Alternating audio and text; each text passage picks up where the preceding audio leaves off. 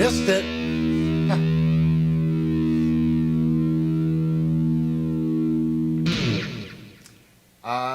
Yep, they're working. There for a second, I didn't hear myself in the headphones. I didn't know if the microphones were working. Here is the gray Kramer Beretta. Since I'm down a Beretta.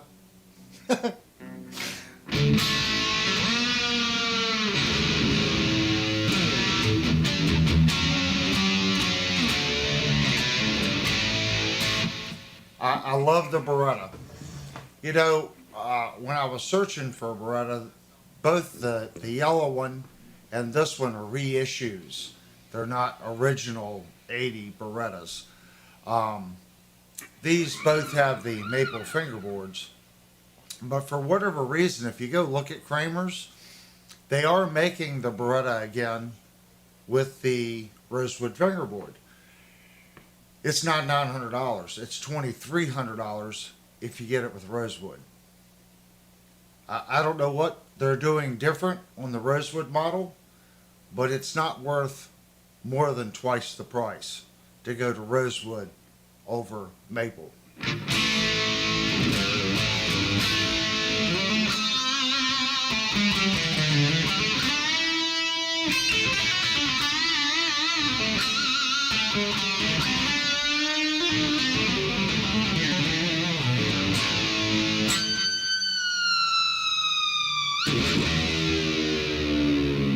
Got it that time. What's that, honey? Steve, he's missing his wrench. He's missing his what? Wrench. Rent? Wrench. He's supposed to be a mod. Oh, that's right. I couldn't do anything, Steve, until the stream actually started. So let me see where Steve is at.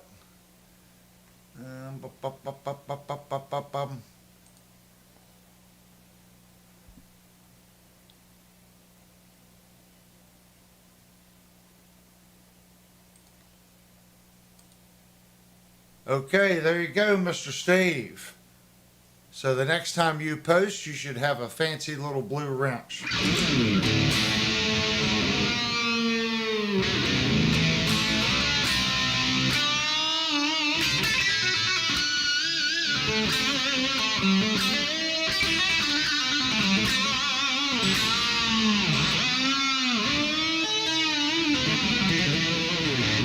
Is this what Eddie did?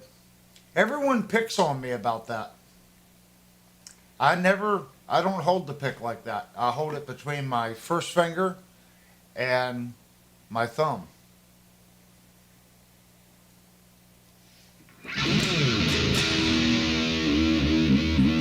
I've had several people make comments to me about the way that I hold the pick.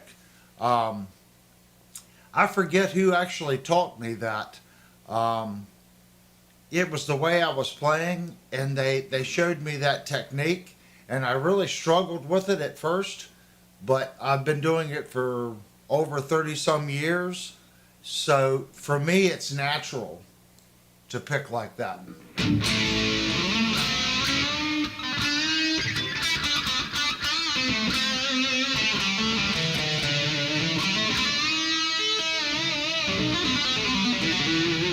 Once you get that down, how to push the pick up when you're picking, you push the pick up and then you tuck it, and then that leaves this finger open for hammer-ons.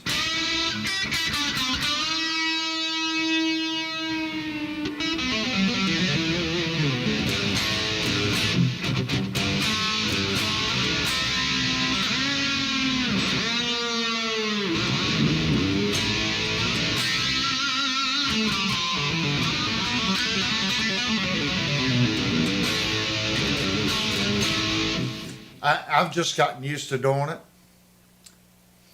So Johnny says that's how he picks.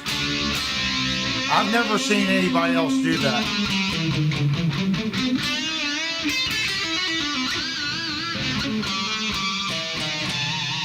Has Steve posted with his blue wrench yet? Yeah. Ah, cool.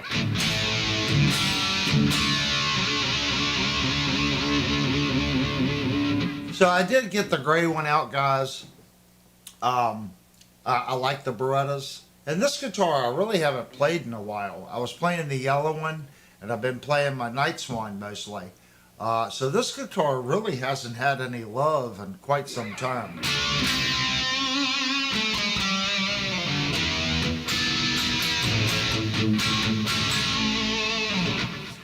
The JB pickup for me is still one of my favorite pickups. I don't know why I can't hear myself in the headphones. I guess that's there it goes. It didn't have everything adjusted right.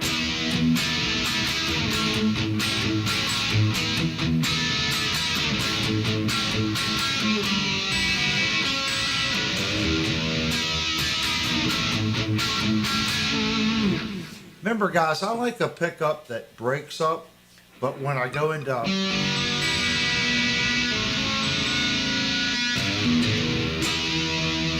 I want to be able to hear those individual notes.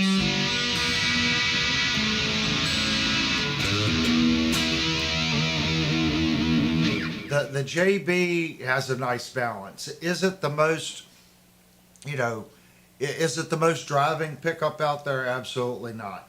But it has just enough drive to where if I really push the preamp, I can get it to drive really hard. Super distortion or JB? No, this is a JB.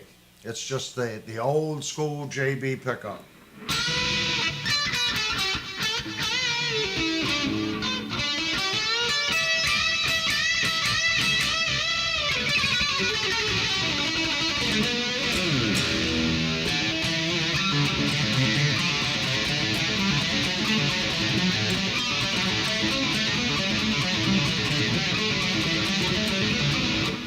I forgot the riff now.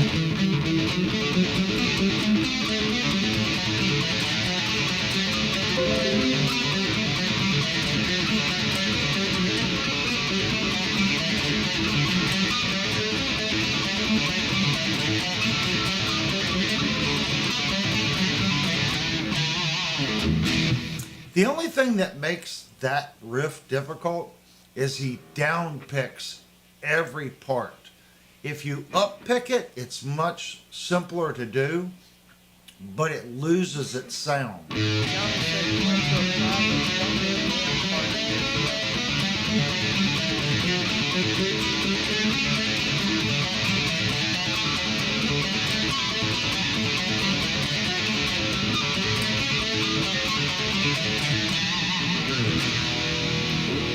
And then to not make it sound muddy, as you're picking, you're bouncing your palm to mute at the same time. I was really happy with myself when I finally was able to get the hop back here and the down pick to get that little ditty right.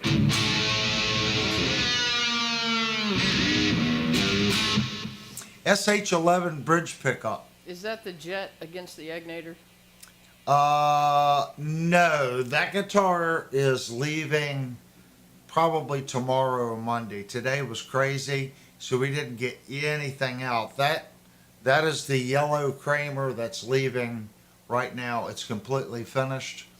I did a thorough clean on that guitar, put new strings on it, set the intonations. We also, since Jupe's been good to us here, so I went ahead and did a high-end fret dressing on that guitar on all the edges of the frets to make that guitar really feel super nice. And then I gave it a 2-stage polishing on the frets, and then we put a really nice set of D'Addario strings on it for him. And then I went through and I give the guitar a good cleaning and waxing. And then we also put a coat of Tried and True on the back of the note, back of the neck. So that guitar is ready to go. That's why I brought this one out. I got sad because I sold one of the Berettas, so I had to get the other Beretta out.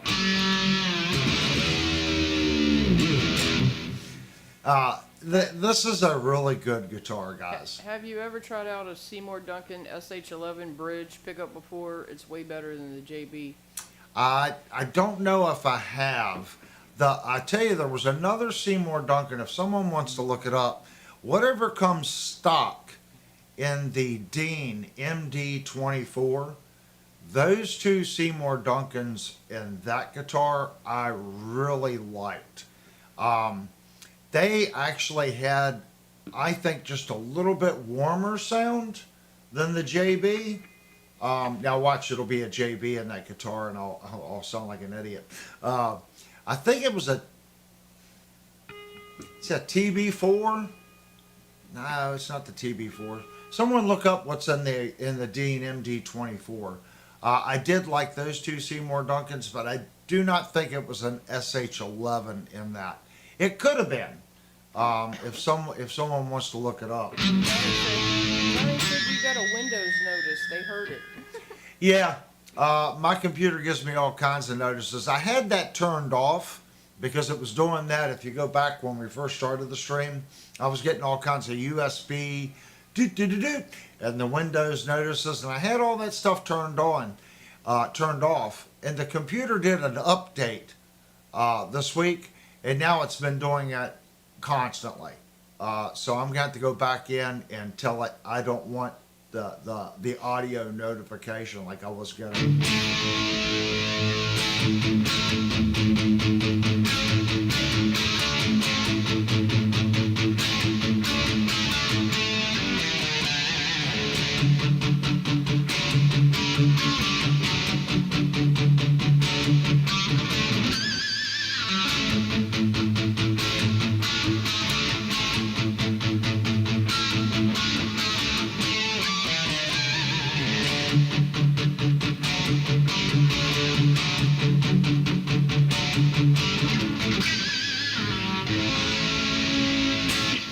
That's what I like about the JB, is that right there.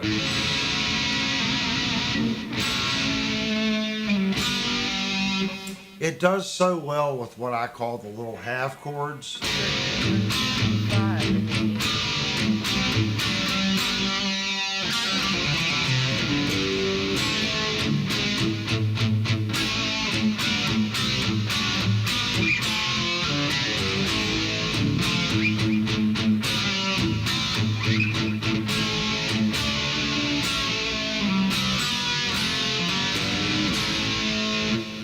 The JB, in my opinion, I like these. Some people call them the George Lynch chording.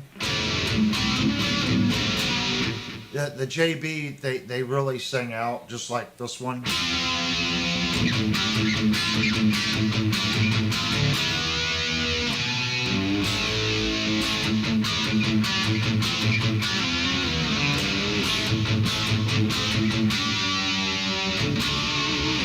So when you're pulling, I don't know what this chord actually is. I don't know. I think it's a seventh.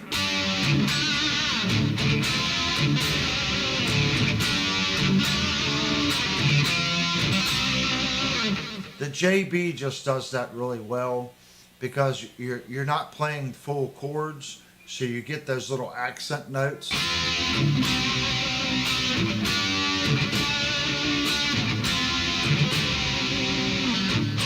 And if you use too much distortion, it loses its presence, if that makes sense. Just like that chord, this chord.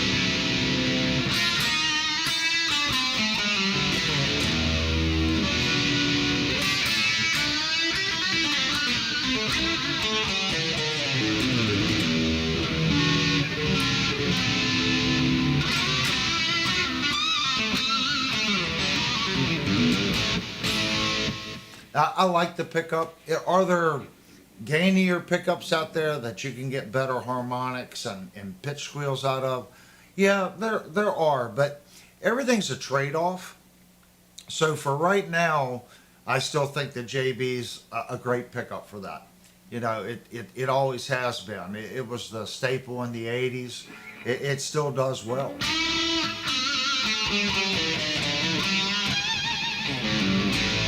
And you can hear it. It's not the best at that. It isn't. I don't know if the other guitar over here is in tune or not.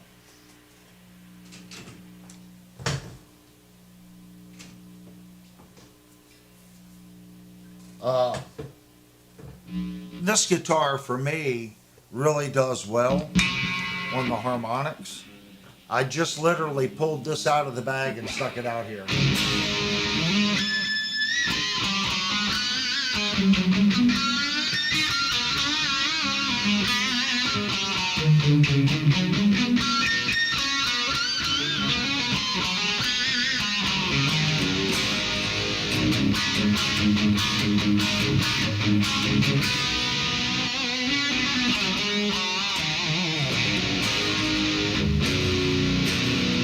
It's set to drop tune. I was like, what? Something funny going on.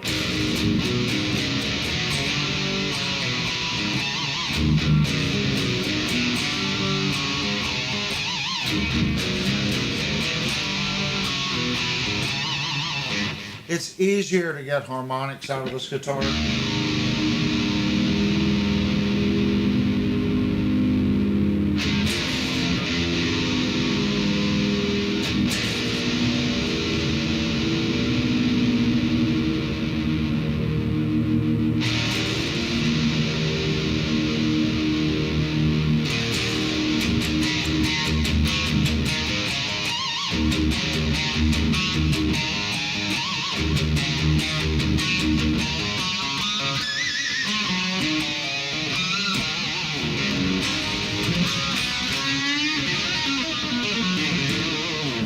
Right there, I screwed up because I didn't get my pick tucked in right.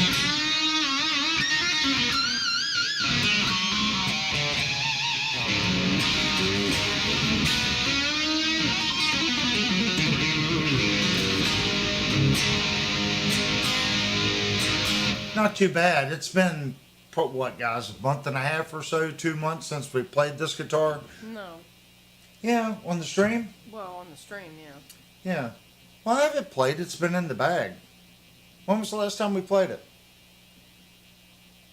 I don't know the last time you played it. Oh, well, that's why it's out of tune, guys. Oh, you're funny.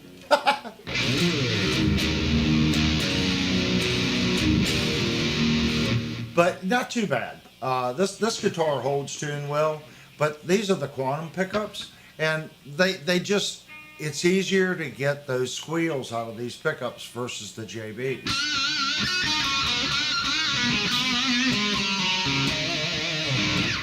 But where this pickup isn't quite as good, if I play some of those half chords.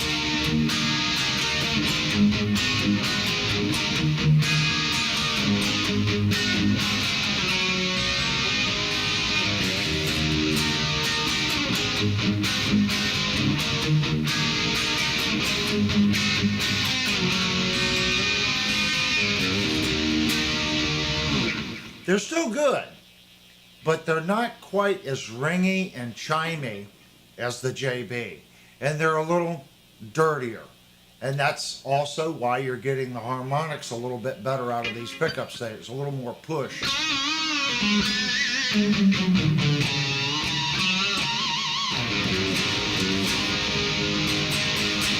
Believe it or not, I have that Schecter over there, Cole, and that's Cole, got some kind of fancy pickup in it. I like this pickup better.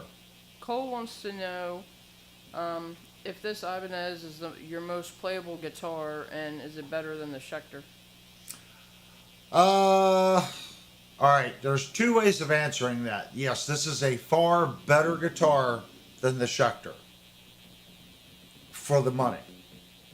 Okay, for the money, this is the best instrument that has come in this house for the money. Period. And I'm being biased because I bond with it. Does that kind of make sense? I don't want anyone to go, oh, Avery said this thing's the greatest thing since sliced cheese.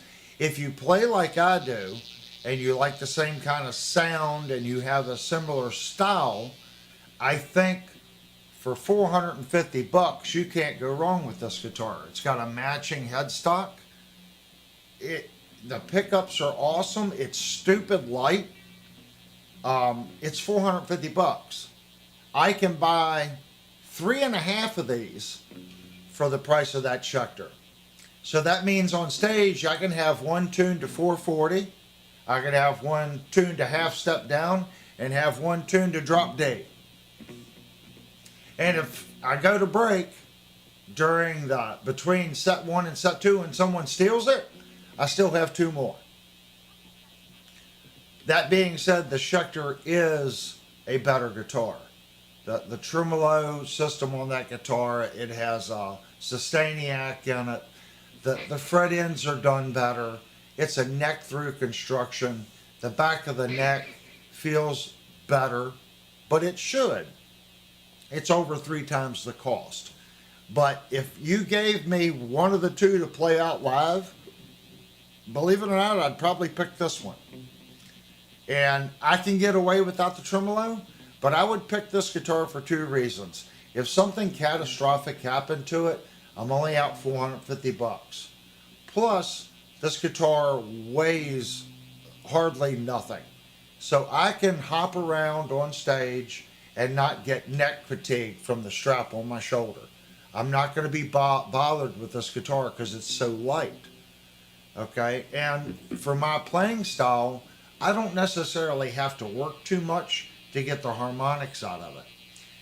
For me, the natural spot where I pick, because the body shape and the contour, it kind of changes where your arm and how it sets. So when I stand up, the way this thing is, I'm right in the sweet spot for harmonics and picking. So for me, I would play this one out live over the Schecter. And some people are probably laughing.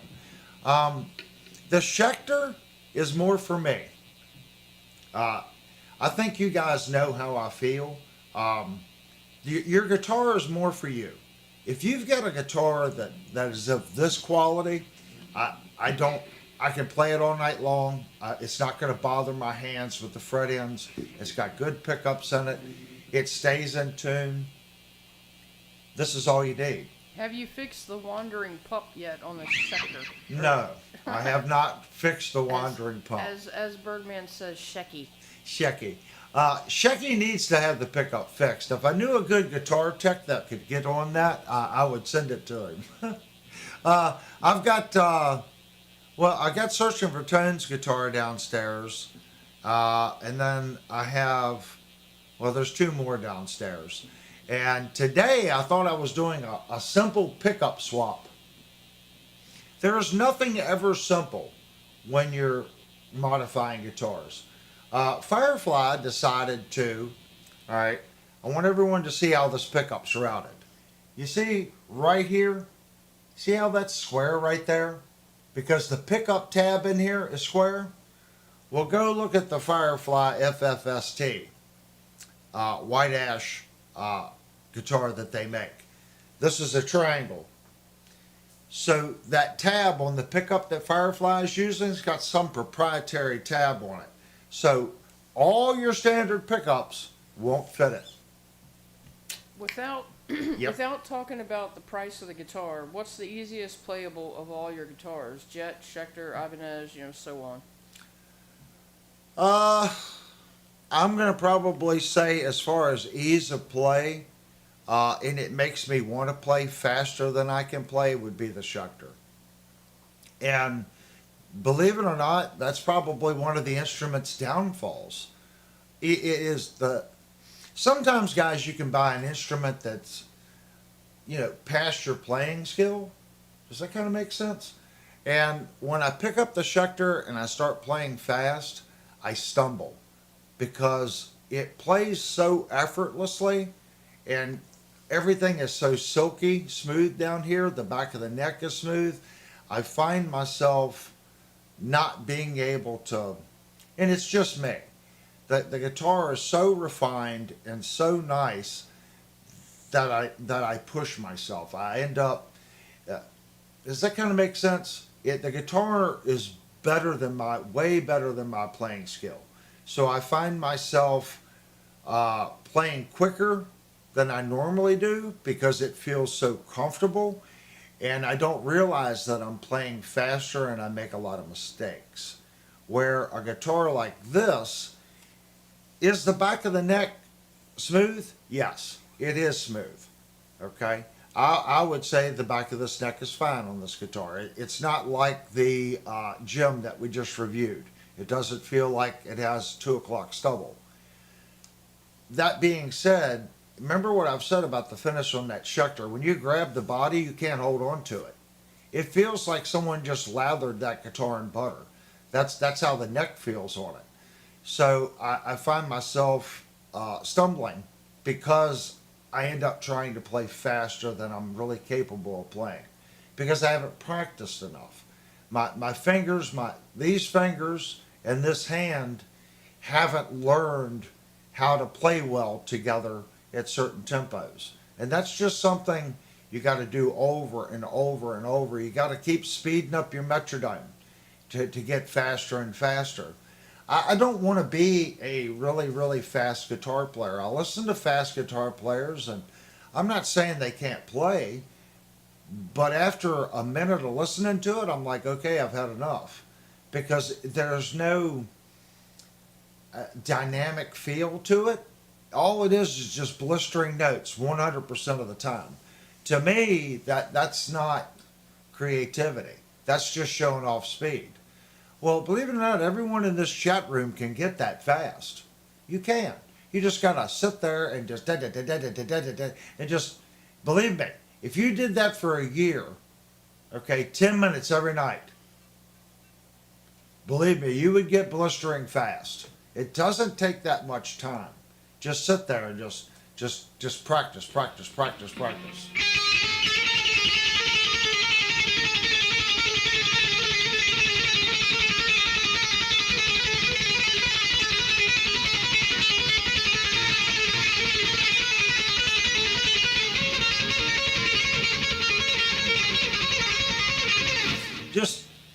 Your hands are going to get sore. Okay, just when they get sore, stop doing it. The next night, just learn a pattern and just whatever it is. If you want to do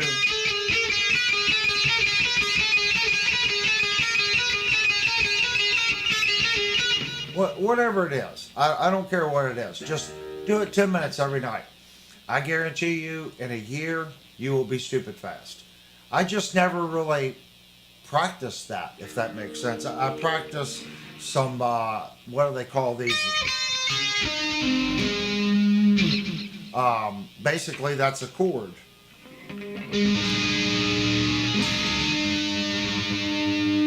So you're going to play it's like an arpeggio, I guess. So I practice stuff like that, but I don't practice it to get fast. And I'll practice a sweep pick like that.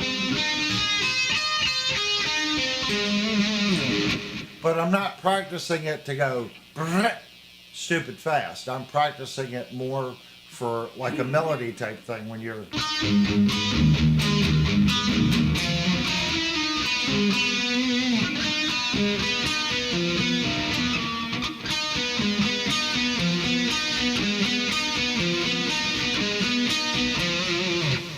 That makes no sense on paper, but it's difficult. So.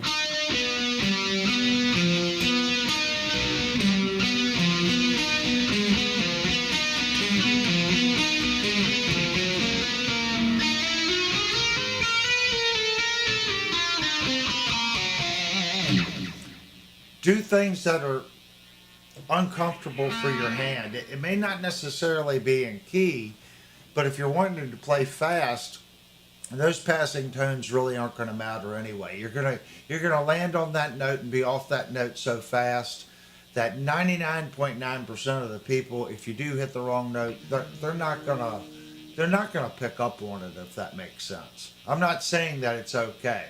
I'm not the guy to ask, but if you watch jazz players, their whole premise is to go so far out in left and right field. How far can they go out and then bring it back? And there's a whole, philosophy on that, a feel for it. And I have utmost respect for those players, if that makes sense. So don't be overly concerned about your guitar. Guitars, get back to what I'm saying, is more for the player. It really is. It's more for the player. This guitar here with a good sound guy behind you, or if you go into the studio, a good sound engineer, he's going to make this guitar sound just as good as that Schecter. I hate to say it, but that's the truth. And if you're not thinking that, you're being misled. You really are. Now, there is a point where it's just bad. But if you get a decent enough guitar, you can EQ it and fix it. That's why I tell people, spend your money on your amplifier. And really, that's for me. If I go out playing live, I'm telling you right now, I'm taking my little Line 6 stomp right here. Right there. This little guy right here. Little Line 6 stomp. I'm taking that. I'm going to take my guitar. I'm going to take my Line 6 stomp and a couple cables. And that's it. That's what I'm going to go out and play with. Because most of the people in the audience aren't going to be able to tell that that's not a real tube amp. It's going to be good enough.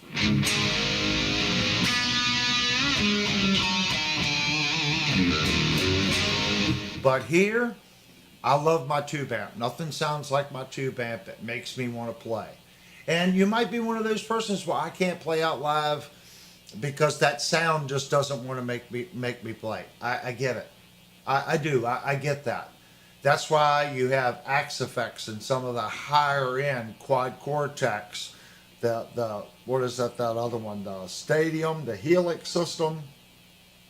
They're just next level modelers.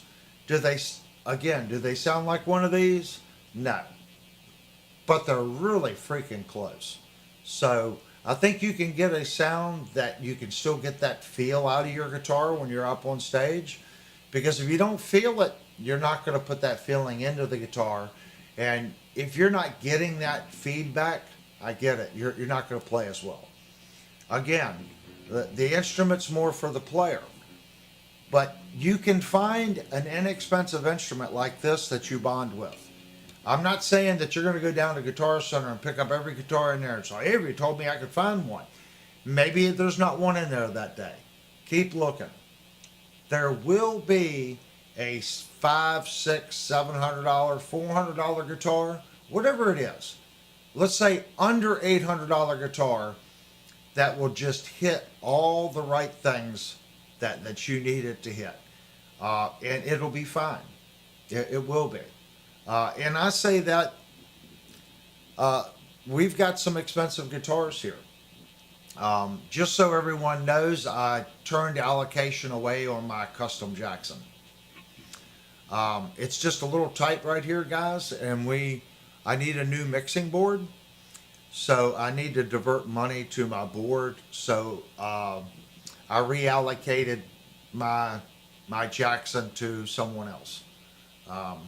Even though I've been waiting a year and a half for that guitar, is it something that's going to really change me? No. And I thought about it. I spoke to Alex on the phone yesterday. Jay Ziak, he's my sales guy.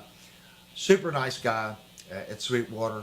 And I pretty much told him, I said, look, I know I've been waiting a long time on it and they're finally in, but I'm got to pass.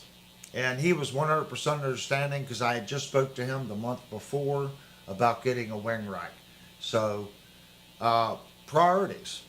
And how much better would the Jackson be, okay, than the Schecter?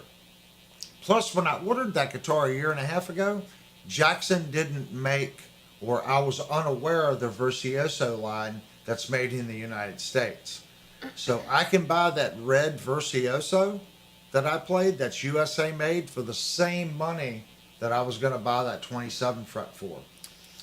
If the instrument is more for the player, does size, body, scale, etc. matter?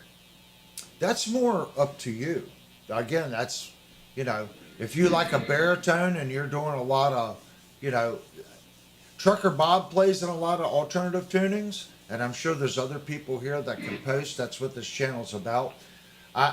My experience on stuff like that's limited, but a lot of your extended style guitars are for alternative tunings. So if that's your style, you can go to a thicker gauge string to do these, drop C, these alternative tunings. That's where it's at. So that's why those guitars exist, the fan fret guitars. Because if you watch, a lot of times we bend our hands as we play. So a lot of times the fan fret will come down here like this. So I like a fan fret. The problem with the fan fret and multi-scale instruments, there's no standard. So if you get a guitar that's like 26 on the low E, it might be 24.75 on the high E. Well, someone else might be 25.75 and 25 on the E. So when you get used to playing a fan fret, you can't just go into the store and say, well, I want a fan fret. Because every manufacturer, their scale is a little different. Okay? Of course, it varies across the strings, but you can look at your two E's and you can get a pretty good idea of what your scale length's going to be on each individual string. It has to balance out. But they're never the same unless you stick with manufacturers. So you'll get used to playing the scale length, and let's say you want to go to Kiesel and you've been playing an Ibanez. Odds are that Kiesel fan fret isn't going to be a congruent scale length as the Ibanez or a Jackson or whoever else that, an NK or a Strandberg or whatever it is. So there's going to be a little bit of a learning curve there. Johnny said the guy that invented the fan fret used to work at the same shop he did. Cool. Yeah, that's the only reason I looked into. I have a fan fret. I have a fan fret that's scalloped. And the only reason I keep it is because of the scalloping, because it has taught me how much I overplay. And I do.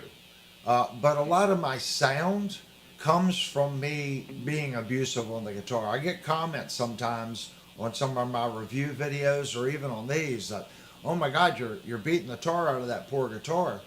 A lot of the way I play and the sound that I get is from that style. So if I do that on a scallop guitar, it's way out of tune. Yeah, I instantly pick the thing up and I'm so far out of tune on everything I'm playing, and I instantly have to evolve and adapt to that. And I realize how much energy I'm wasting the way I play. Is that wrong? I don't want to say that it's wrong, because there are famous guitar players that attack the guitar. I would say George Lynch is probably not finessing the guitar. He's biting on that guitar. Malmsteen, he's more finesse. He's not digging in. Well, I think he is. He's probably one of those players that he's learned how to finesse and dig in.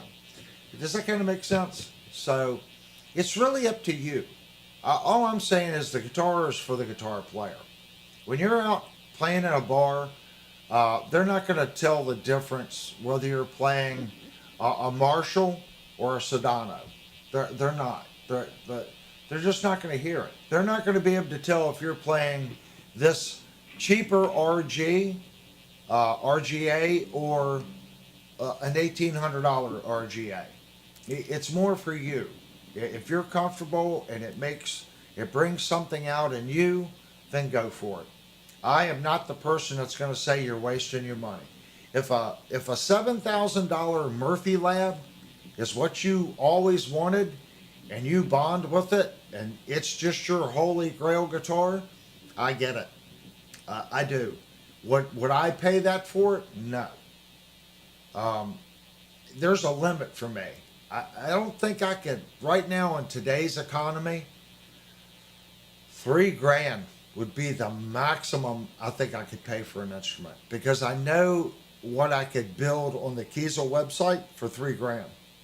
I know what kind of an Ibanez I can buy for $3,000. Just non-custom shop guitars at $3,000 and under. There's a tremendous amount of guitars out there, and nice guitars. Could you buy a Sir? I don't know if you could get a Sir for $3,000. I'm not sure on that one, but you can get a nice guitar definitely through Kiesel. Like my Dream Kiesel, I think come up to like $2,700. So the only reason I don't do it is guitars are one-off instruments. I don't care if you get a master luthier that builds it. He can't build two that are exactly the same.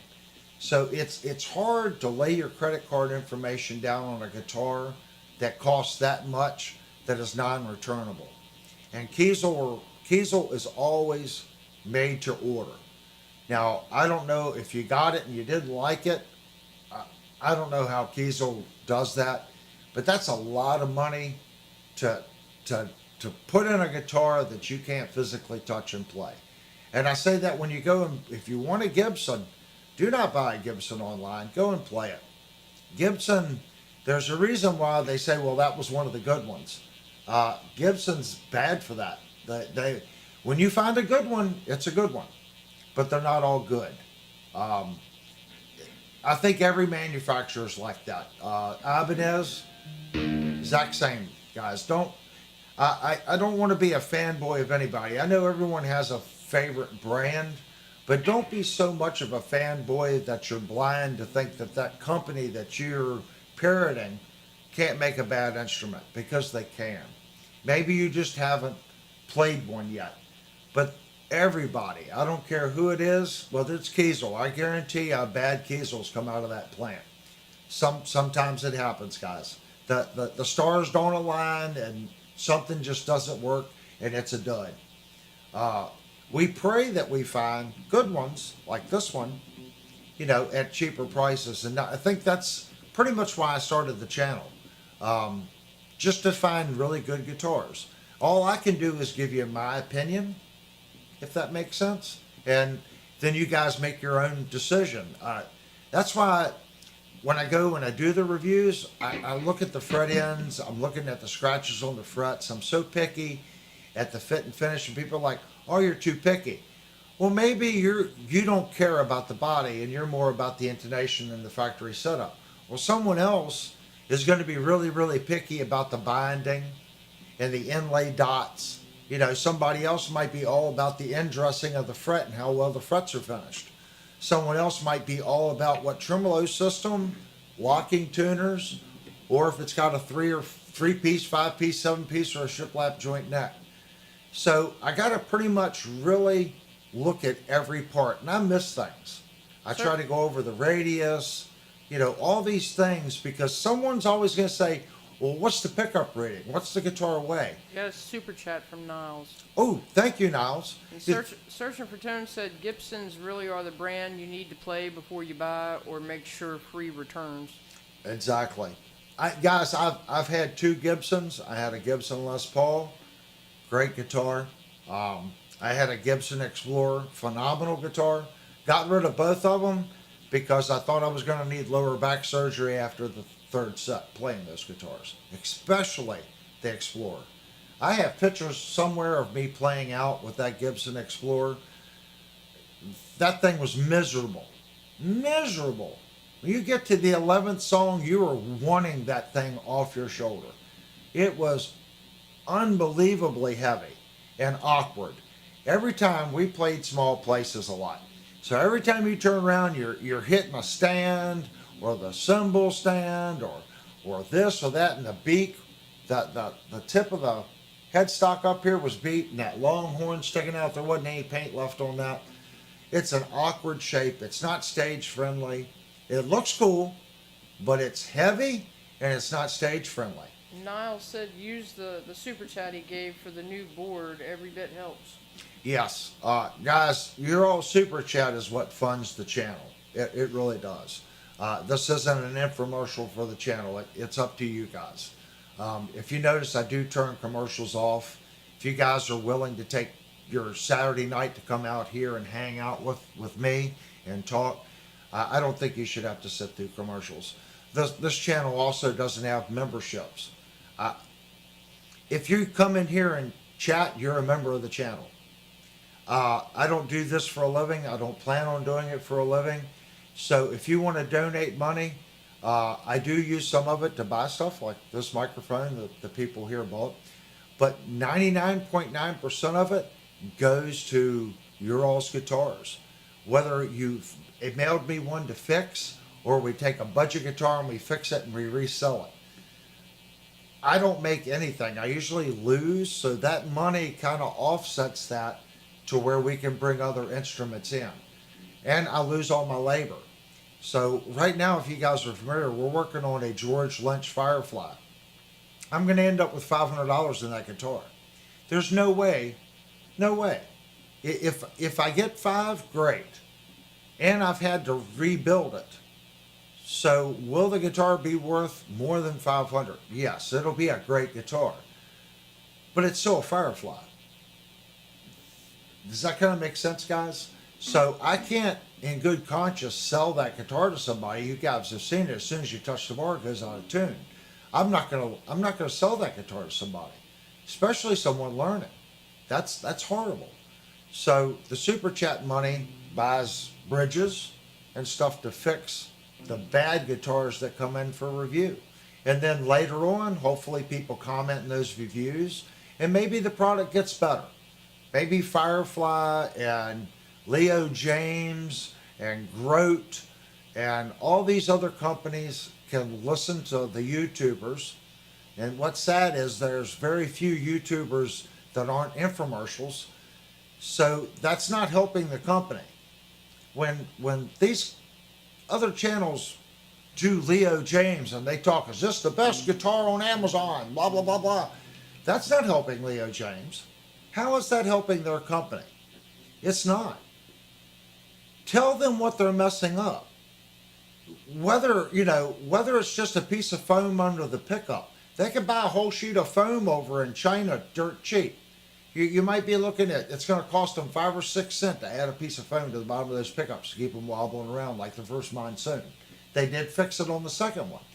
But the channels that don't point out these things, that are just going back for kickbacks and stuff like that through Amazon, that's not helping the manufacturer.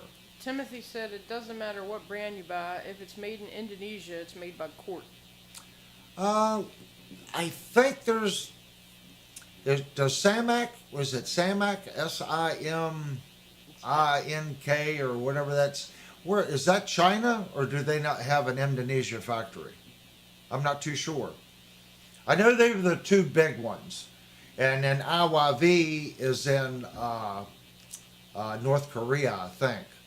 Or Vietnam. No, they're in Vietnam, I believe. So, yeah, Cort makes a lot of the guitars. Cort probably made this. I'm going to guess.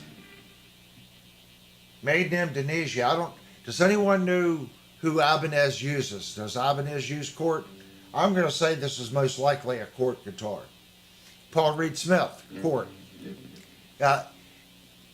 They're all doing the exact same process. And remember when I said, like, when that $8,000 PRS come out, they were only making 100. I told you guys then that guitar is so stupid expensive because they're going to make an import, and they're going to make that import the most expensive import they have ever made. I was 100% go back whenever that guitar was released. Go back and watch the stream. That's what I said, and I'm 100% accurate on that. PRS at $2,000 goes, ooh, look at this deal, $2,000. Well, yeah, compared to the $7,000 for the USA made one. Okay, is that guitar worth $2,000? It probably is. There's a lot of cool features on that guitar. I'd like to have one, but for me, I would rather have for $2,000 an American-made Jackson. I may change my mind if I played the PRS. What's the initial on the back of the headstock? I 1P06, and it's I211205705, made in Indonesia.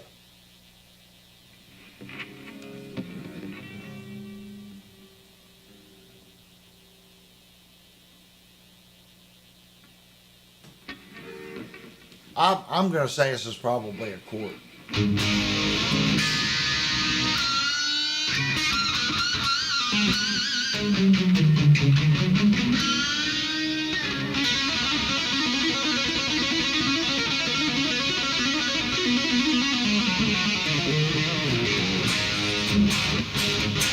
This is just a stupid good guitar. It really is. For $450, these are just stupid good guitars. Malika said it's not Court. It's not Court. I wonder who's making it. Someone Google that. Find out who's making Ibanez. It's got to be somebody. I am going to have to plug that into the other guitar. That's going to drive me crazy all the home.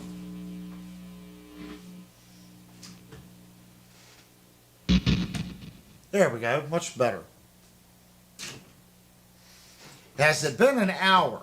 That's the question. Either that or I've been talking like a little squirrel. Fuji Gin is a significant factory partner for Ibanez. But I think isn't Fuji Gin is in Japan. Right. It says Ibanez guitars are made by the Japanese company, something I can't pronounce. Yeah. That's the guitar that I have that Devastator wants. I have a Fuji Gin RG, an original made in Japan RG. They're manufactured in other countries, including South Korea, China, and Indonesia, with Fuji Gin being a significant factory partner for Ibanez for many years. Okay. Well, that probably, I mean, Fuji Gin has made good stuff for many, many years, guys. 100%. Fuji Gin is the thing. Has it been an hour and 23 minutes? It's 8:54 is what time it is. Oh, you know, that's what's messing me up. The new stream window, guys, shows the 30-minute. It's kind of weird. Anyway, guys, I need a break. Devastator said, according to Google, Court and Samick. Right. Samick. That's the two major players, Court and Samick. This one's in Indonesia. I don't know if Samick has an Indonesian plant. I'm not too sure on that. But they're both. Guys, you don't even realize. A lot of us have been playing Court and Samick for years before this information was out there. We just knew that it was an import, made overseas. These two companies have made more guitars. Well, Court makes more guitars than Gibson and Fender combined. Probably Gibson, Fender, PRS, Kiesel, and everyone else in the United States combined. I guarantee you, I don't know how many guitars Court makes a year, but I guarantee you that it's probably double what Fender and Gibson and Kiesel make per year in the USA. I'm guessing. If I'm wrong, it's going to be close. I'm thinking Fender might make 150,000. Gibson might make 200,000. Kiesel might make 30. I don't think Kiesel's making that many guitars. Court manufacturers for Ibanez, PRS, Squire, G&L, Fender, Schecter, Music Man. Yeah. Well, not G&L anymore. Well, right. So that's sad. If anyone has any new information on G&L, please post. That's a guitar I always wanted an ASAT, and I think if I don't get an ASAT before they run out of inventory at Sweetwater, I probably won't get one. All right, guys, we're going to take a 5-minute break, and when we come back, we're going to continue this conversation on the import instruments. It's something everyone's really curious about. All right, guys, get some victuals, get something to drink, and we'll be right back in 5 minutes.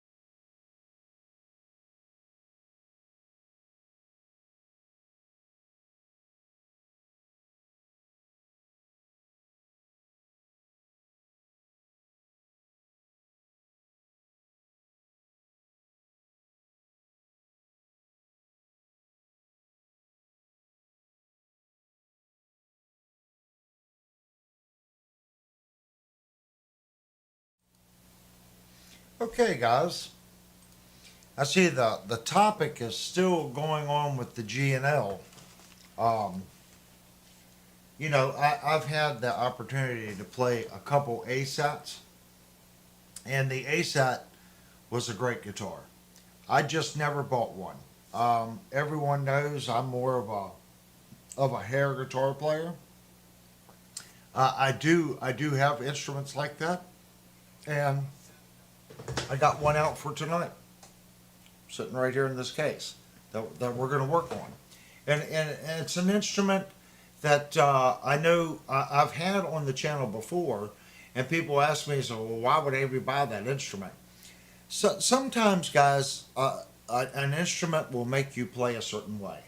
Okay, so if you can find like my hollow body, I have an Epiphone dot. I picked that up. I'm not playing Iron Maiden through it. I can. I've cranked that thing up with the Friedman.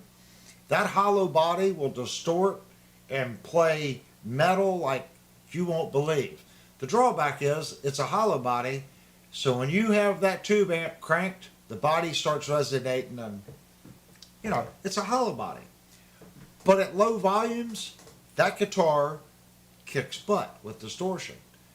But that's not what it was meant to do. If I put that thing on clean and I run it through that egnator right there, I play different. I do. If I pick up my Fender FMT set neck Stratocaster, which is basically Fender's Les Paul, which I think, in my opinion, if you're going to spend $2,600 on a Gibson Studio, go play an Indonesian-made Fender FMT. And I never could understand when Fender come out with the new Fender Standard, everyone just, oh my gosh, Fender's doing an Indonesian guitar. Now it's Japan, America, Mexico, and Indonesia. That's for Squire. Well, that's BS. The FMT has been made in the Indonesian plant for over 13 years. But no one ever called out the FMT that it was an Indonesian made Fender. It's a great guitar. I have one. It is a Les Paul killer. If you like the sound of a Les Paul, but you don't like the weight, go check out a Fender FMT. You're going to like it. It's a set neck guitar, just like the Les Paul. They came with Seymour Duncan Pearly Gate pickups, a really nice fixed tail bridge, great tuners, great rosewood fingerboard, a nice flame maple top on them, great guitars. And those guitars you can get all day long for $1,000 to $1,100. Half the price of a Gibson. Even a Tribute, which didn't really have good pickups in it. It's a slab cut body. The FMT, in my opinion, was a better instrument than what Gibson was offering. And it does everything the Les Paul does, in my opinion. That's just between someone that used to have a Gibson Les Paul and someone that just sold a very nice Alex licensed Epiphone Les Paul. So I've got a little bit of experience with Les Paul. I think the Fender FMT is a great guitar for half the price. So there are buys out there. But when we buy instruments like that, it may not necessarily be your style. Like, I'm more the Night Swan, Kramer Beretta, the Schecter, the Jackson Dinky, guitars like that, Charvel. That's the kind of guitars that I like, that I just bond with. But I like other kinds of music. So I bought this particular guitar that we're going to work on tonight. I don't want to put strings on it. We buy these instruments because it makes us play differently. So when you go into a store and you bond with it, it's because whatever you're playing is working well. The guitar is responding to your input. Look at it the exact same way. If you pick up a Fender Strat or a Telecaster, you may not be real versed on what that guitar sounds good at doing. tinker with it. You'd be surprised how learning different styles can filter into your playing style and give you a sound. And I think I always wanted a really nice, just plain Jane Telly. Just the lipstick and the ashtray pickup, the one in the ashtray bridge. I still want one. I think Firefly makes a really nice one. It's on sale right now for $199. That white one with the rosewood fingerboard. That's a kick butt guitar. I've had two of them on the channel, and both of them were good sounding, great playing instruments. So you're at like $230 shipped to your house. Johnny Bean's got to go. Oh, okay, Johnny. Thank you so much for coming in, man. I think that's a great guitar for the price point. I want to get one. If I was going to get another kind of Telly, I would look at G&L. And of course, I would also look at the Fender. Niles is leaving? Malachi. Oh, Malachi. Okay, Malachi, thank you so much for coming in, man. So when you start looking at it's all about price point. If I wanted to save dollars and best bang for the buck, I think the Firefly, the little FMTL or LT or whatever the thing is that they have right now, it's white. It's $199. That's a great guitar for $200. It really is. It's a great guitar. Great. It puts you in the $500, $600 price range. You're kind of in that weird spot. I would probably go to Schecter on a Telecaster in the $500, $600, $700 price range. I don't think the Fender Standard would be my go-to. It just wouldn't be. Maybe we get into the first level of the Mexican Telly for Fender. That would be a good one. We're talking about a basic Telly, not the FMT that I was talking about earlier. You know, it's going to make you play a certain way. So that's the guitar I have in the case right here. We're gonna change it up a little bit tonight. We're gonna open this up. You guys have seen this guitar in the past.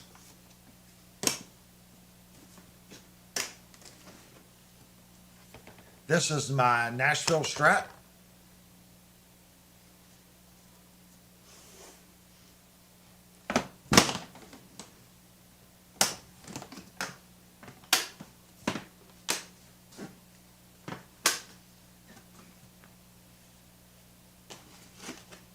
If I can get the case out of the way.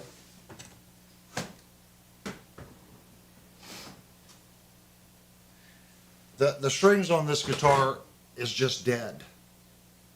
Now, when I bought this guitar, I paid, I think, $330 for it. And I think the price has hopped up now to like $475 for this guitar. We can plug it in, but I'm pretty sure the strings are dead on it. So that's what we're going to do tonight. We're going to put some strings on this guy. Pretty sure the strings are dead. Wasn't that one on the wall? It was on the wall for a long time.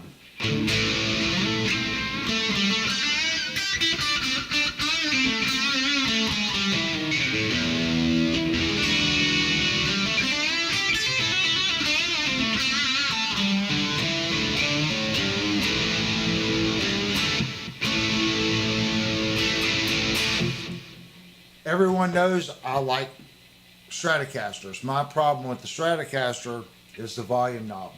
It has nothing to do with the guitar, it's my playing style. So I hit the volume knob quite a bit. This guitar uses the Telly format, so I don't have that problem with this particular guitar.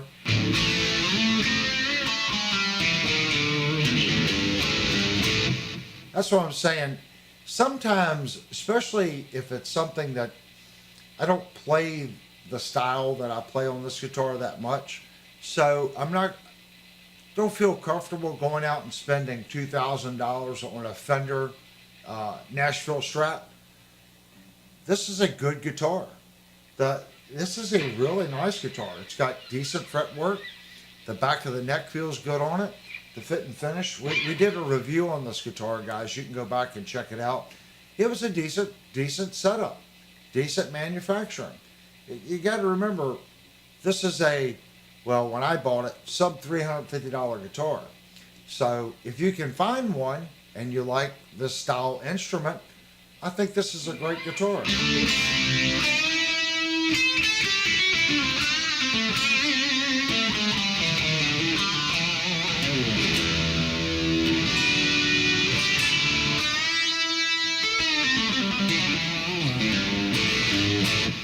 Is the control plate inverted, switched to rear instead of in front of the volume? Yep.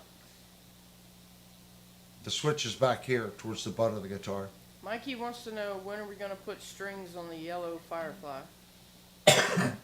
Is that the one that we were trying to put the bridge in? I got to take it downstairs. It did migrate down to the shop, guys. I need to modify a fixture so I can route out for the new bridge. Most likely that guitar is not going to show back up on a live stream. Niles has to go. He said, "Oh crap, my wife just asked me if I was going to work tonight. I forgot what time it was." Man, get to work. The one thing that we have to do, we have to work so we can pay the electric bill. I get it. Thank you so much for coming into the stream, man. I even forget what I was going to say. You know, I want to put strings on it.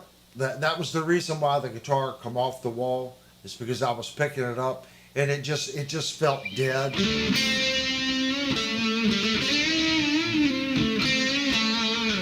Now I just pulled this. I forget what that does. So it's got a push-pull right here. But you can hear it thins out the sound.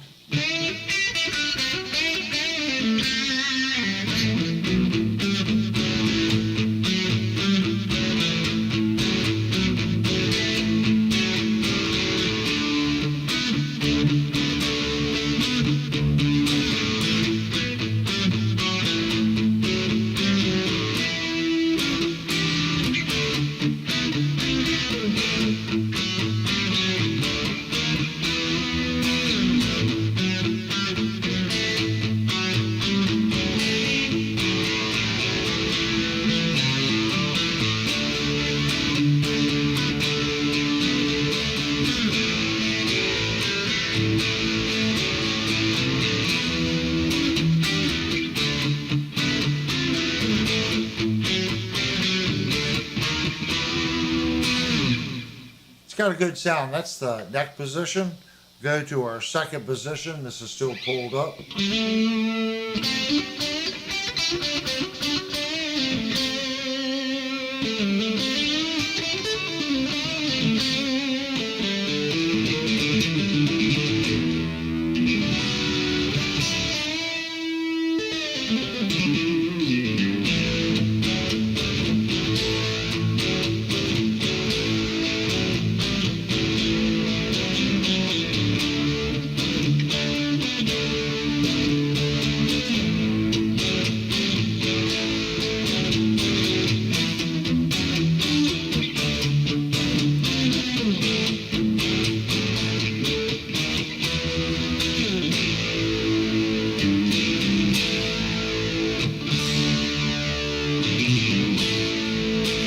This is, I'm on a high gain channel. It's really, let's go to our center position. What's the price? What's that, hon?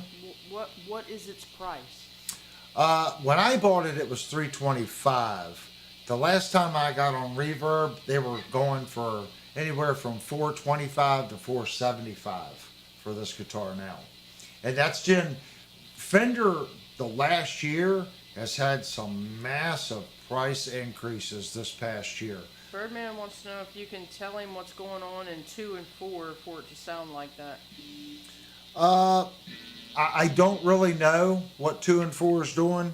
This is 2 and I have it pulled. This is the second position with the push-pull pot pulled up.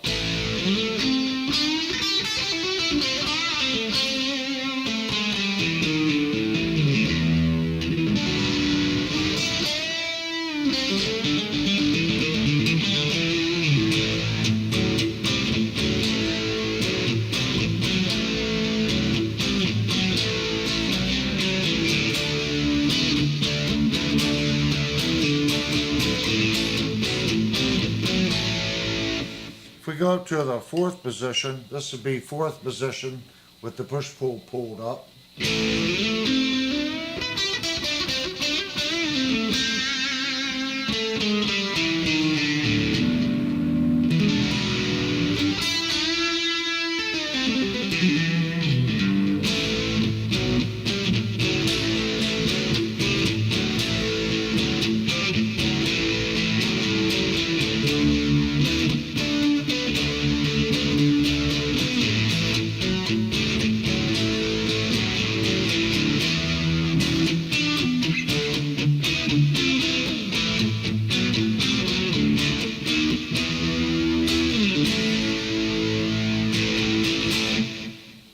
Up to our fifth position.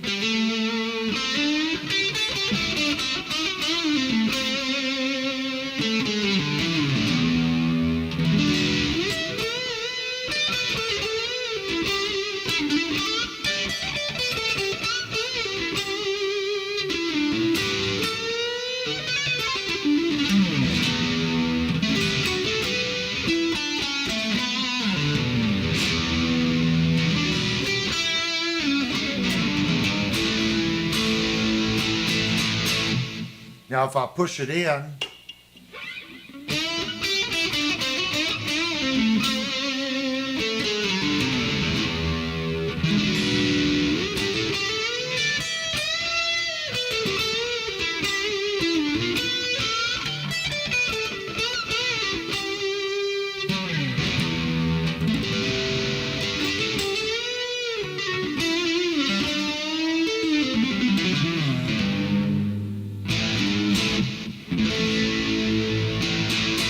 you can hear, so it's got a little bit more butt, a little thicker sounding with it pulled up.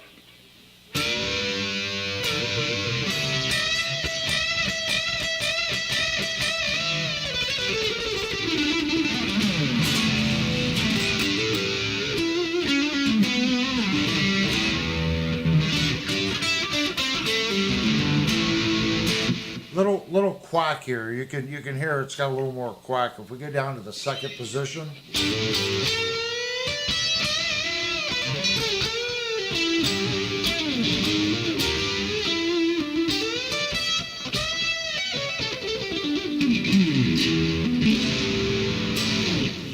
You've got to play clean. I made a lot of mistakes there, so when you're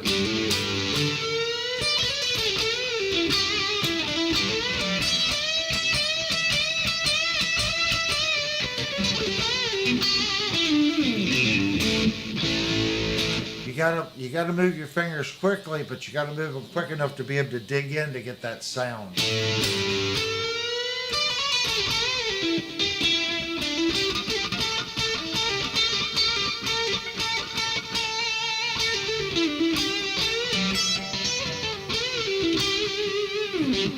It's the old saying, tones in the fingers. I never quite understood that. The way you dig in and the way you mute really makes the guitar have different sounds.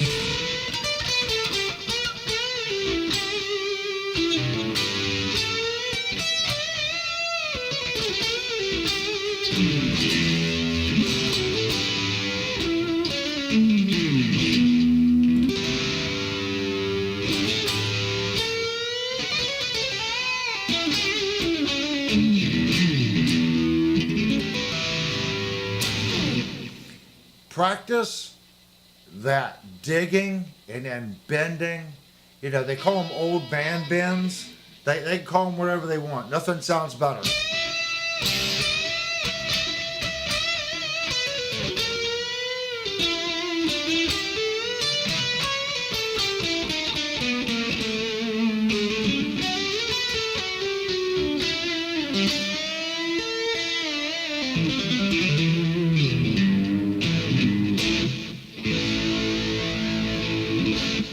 You'll hear me do that a lot. I'll try to.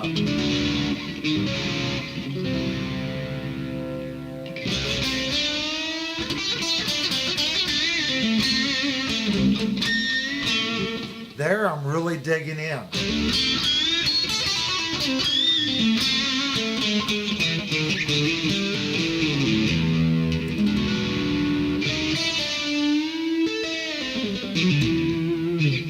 that I'm trying to play soft, and then when I push down, I pluck out. It gives it a little bit different sound. Just experiment, guys. You'll be surprised how you can get some quack out of your guitar.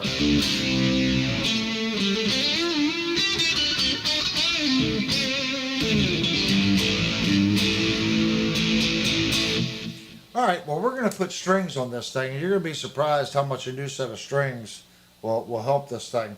This still has the factory strings on it. I've never put strings on it. So, pretty good life. Is this guitar a year old? It's 2 years old. I can't remember. Birdman said if he's correct, all the way back with push-pull up is neck bridge, up one is all three. It could be. It could be. I'm sure on the Swire website it shows it. I just think it has a lot of tonal possibilities. And if you listen to it, this is a tube amp, guys. At high gain.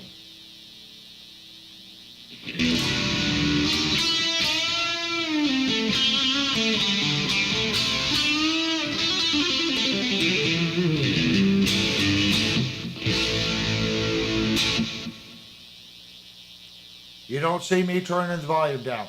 I watch some of these YouTubers are like, yeah, man, that thing's quiet, isn't it? It's like, dude, really? You're turning up and down the volume. Of course it's quiet.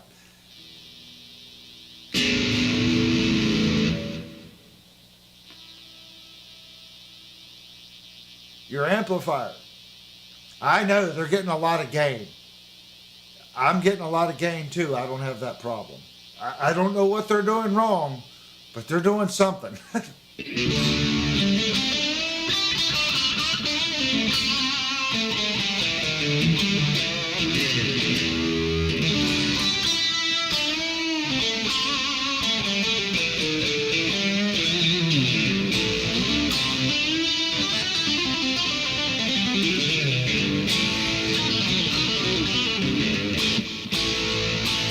You can hear the quack in it. That's what I like. I like the quack.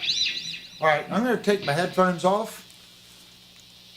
And we are going to have open discussion on whatever it is that you guys want to talk about. I'm going to turn my... Take this and actually we're going to unplug it, and I'm actually going to turn it off at the board, guys. Art DI. We are now muted. So I'm going to move the case out of the way.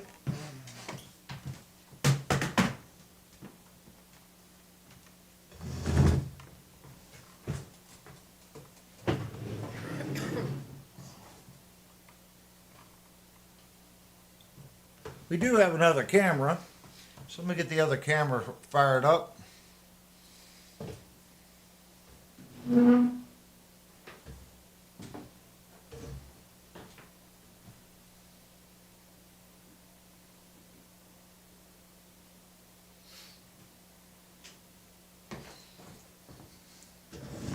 So I will not be able to see the chat. So I will put these back on because I will not be able to hear Linnell in the other room without these on. So if you guys want to ask any questions or want to change topics, I'm all about it. But this is one of the guitars that I really wanted to put new strings on. And I have two different types here. The Super Slinkies. These are 10 to 46s. These are 9 to 42s. Pretty sure this has 9 to 42s on it right now. Timothy said take the sticker off the pick guard. Yes, it does need the sticker removed, doesn't it? This guitar won't be going anywhere. I think it still has the plastic on the pick guard as well. Look, it isn't gonna come. It's gonna force me to take the plastic off the pick guard, isn't it? Birdman said, "Don't the cable go on the left, Avery?" The cable go on the left. I don't know what he means by that. cable on the left. You got this one. That's the tuner cable. Boy, you guys are gonna sit here and watch me pick at this sticker. This thing's stuck on here like really good. Cole wants to know why you didn't pull the sticker off already, pretty much. I don't know. If I leave the sticker on, I think it's still new. Birdman's talking about your headphone cable.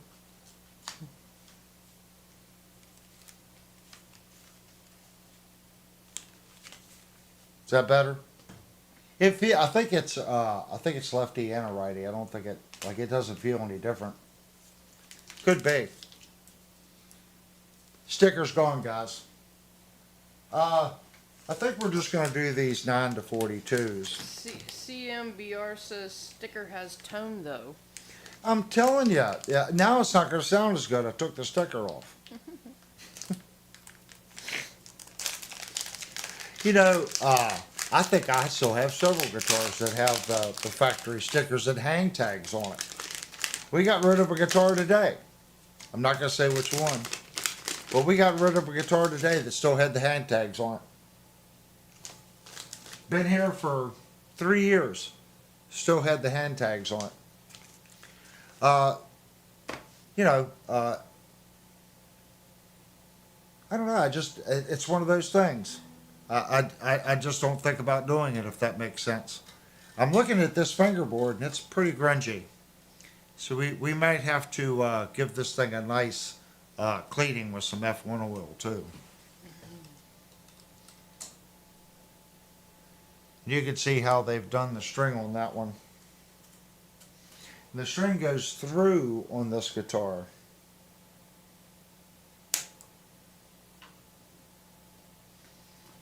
So it has a rear ferrule back here and comes out. Boy, that string feels kind of heavy. This might have 10 to 46s on it. I am gonna, before we go any further, and I can repackage these, I am going to go to the Squire site. I want to see what it comes from the factory with. And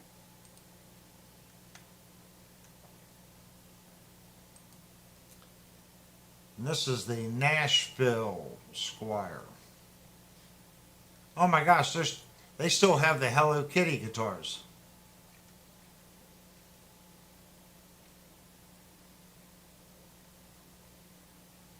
Well, that's unique. Now they got like a little Nashville Stratocaster with a Gigsby. That's pretty cool if you guys haven't seen that. Where is it? Nashville Strat. There it is. Paranormal. Is it going to tell us what string size does it come with? Specs.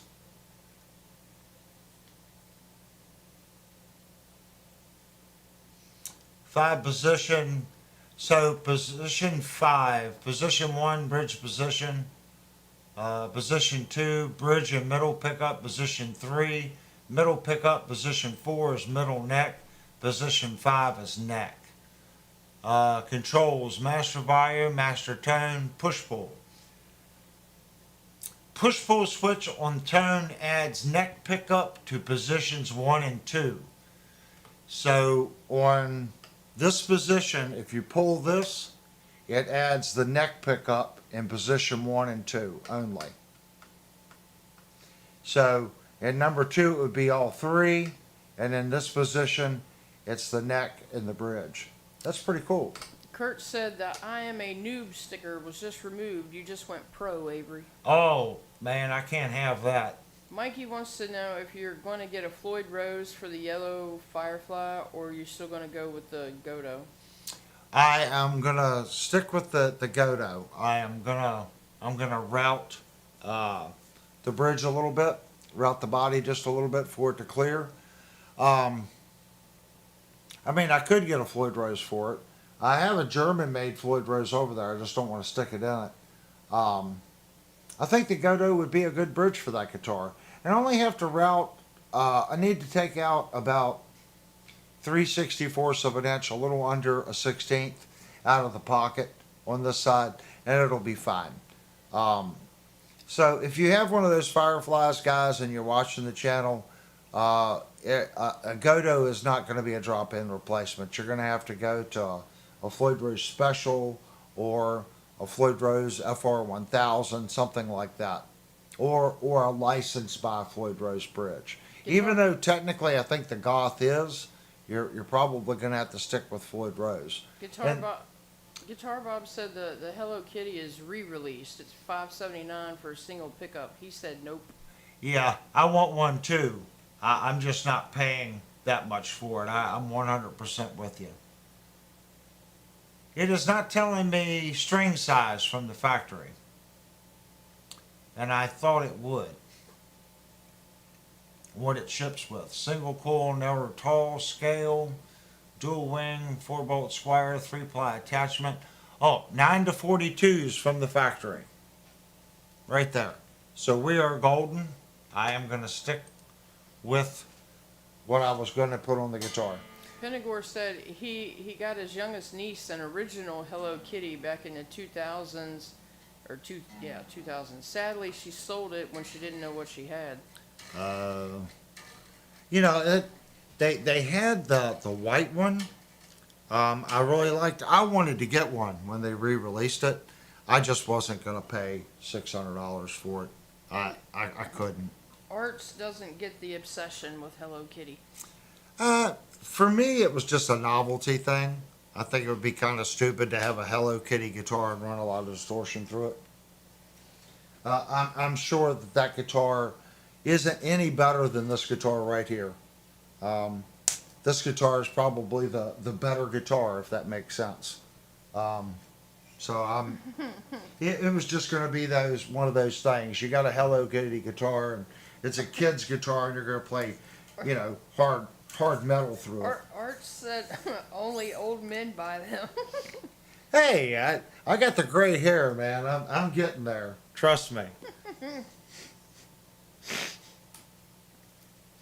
Yeah, I don't think parents are buying that for their kids anymore. I think when that guitar was originally released, it was a lesser expensive instrument, and it was for kids. The new one definitely is not for the kids. It's for the grown-ups that bought them for their kids. That the kids destroyed it, and now they wish they hadn't have destroyed it, so they're buying it as a I remember this in the past type deal. That's fine. That's why I bought that Beretta. I always wanted a Beretta, and well, it's not that one. I bought the yellow Beretta, and I liked the yellow Beretta so much that I turned around and bought this gray Beretta. My thought on the gray Beretta was I was going to put a single coil, not up at the neck and not in the center position. I was going to set it kind of crossways between the neck and the center, give it a different sound, and I just never did. Might still do that. It's a great playing guitar. We played it at the beginning of the stream. I do like that guitar. And now I'm down to one Beretta. That's okay. We are still shedding instruments here. We still have a lot of guitars that need to leave. If anyone wants the George Lynch, oh, it's downstairs now. The George Lynch guitar when it's done. The content value on that guitar, I would say a year and a half ago, I would have gotten a lot of content value out of it. But I'm not the channel that I was back then. I was doing a lot of Firefly type stuff. The Firefly guys now know that I'm not a Firefly fanboy. I'm not a poster child for them. So I think I still get views from the Firefly community, but I'm not all about Firefly. And I didn't intend to be back then, but they were just making so many great guitars at a great price point. Since then, I think they're still making good guitars. Their price point has just went up. Um, do I think the new ones aren't worth it? I don't know. It comes down. Did you get good pickups? You know, if their new ones are at the $300 price point, so by the time you pay for shipping, now you're at $350. If you've got to do anything at all at that to that guitar, that puts it right at the $500 price point. And there's a ton of great guitars at the 425 to 550 price mark. There are a ton of them. So it makes it hard to sell a guitar and say, well, it just needs tuners.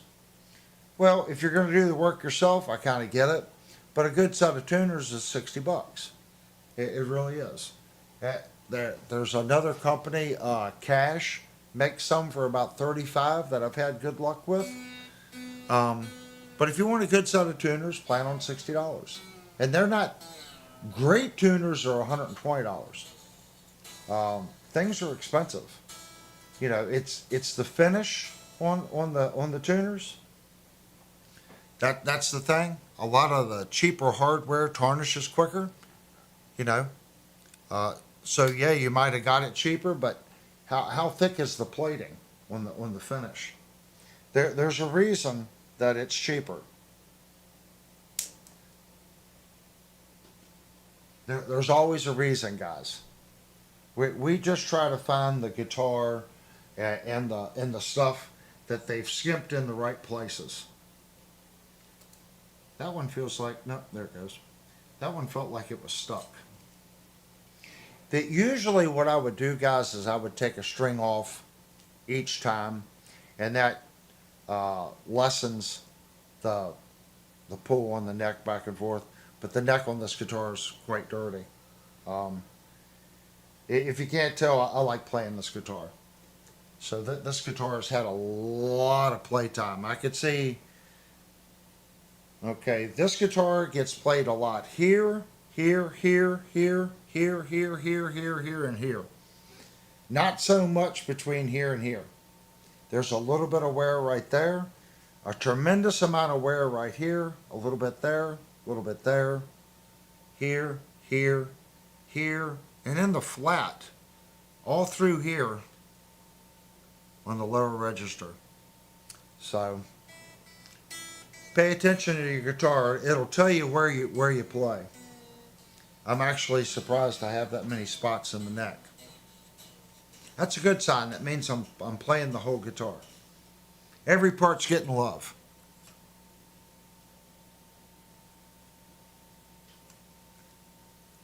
So, since I'm sitting here just doing this, you guys need to get your guitars out and string a guitar. The video comes out Monday. We have a new video dropping on Monday, and it's refreshing your guitar. You know, you've had a guitar for a couple years. You know, the frets are a little grungy on it. Strings aren't too good. You know, so we take a guitar and we polish up the frets. We do some redressing on the end of the frets. We polish the guitar. We clean all the hardware and put new strings on it. In your opinion, does this guitar have a vintage sound? Cole said it's his first impression. It does. I made that comment today at the music store, and the owner kind of looked at me. He knew I was right. I think a Squire 40th anniversary and a vintage vibe sounds more like a Fender Strat than a Fender Strat does. And that's sad. Squire guitars are very vintage. This one has a really vintage sound. The vintage vibe Stratocasters and Telecasters, great guitars. The 40th anniversary ones were awesome guitars. The 40th anniversary and the vintage vibe, I would say, is a better buy versus the Fender Standard.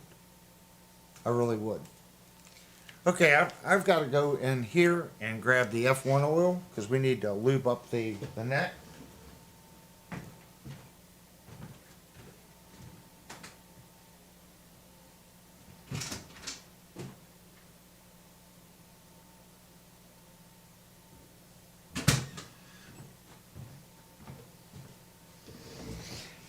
if you can find one, look for the 40th anniversary Squire Telecaster in black with the gold hardware.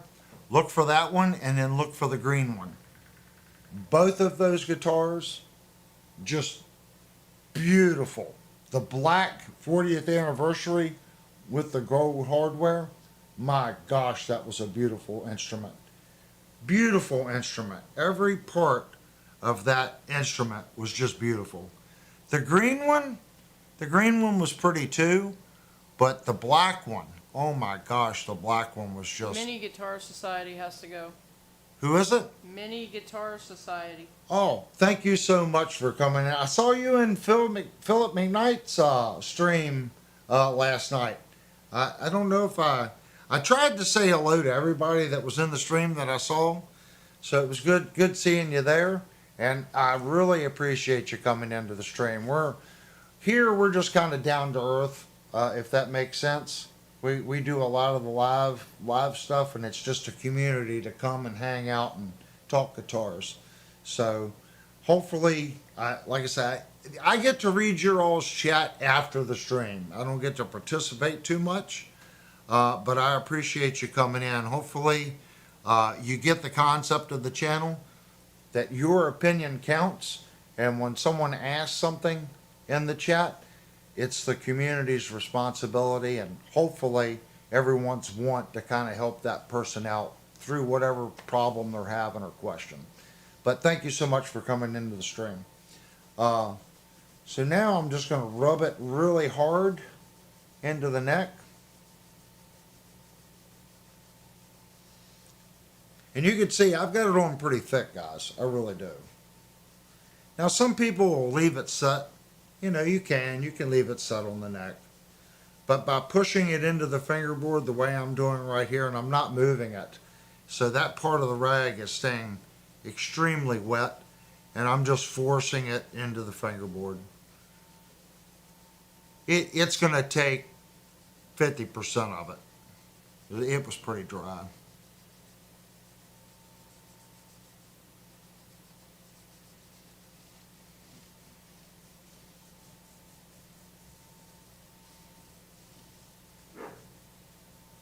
Man, it looks a lot better.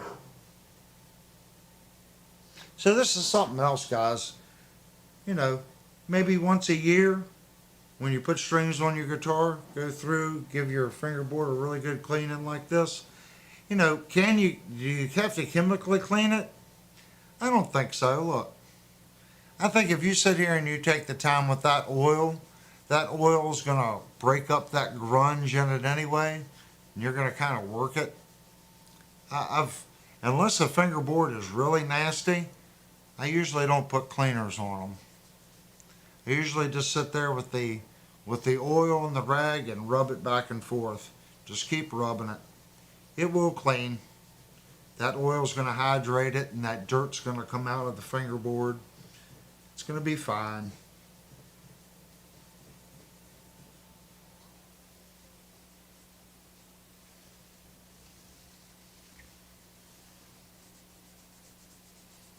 Just by doing this also cleans the frets.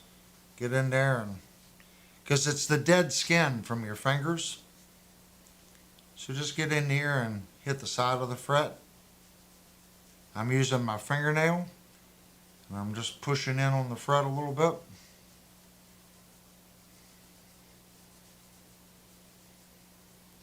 If you do this each time you put strings on the guitar, it'll be in decent shape.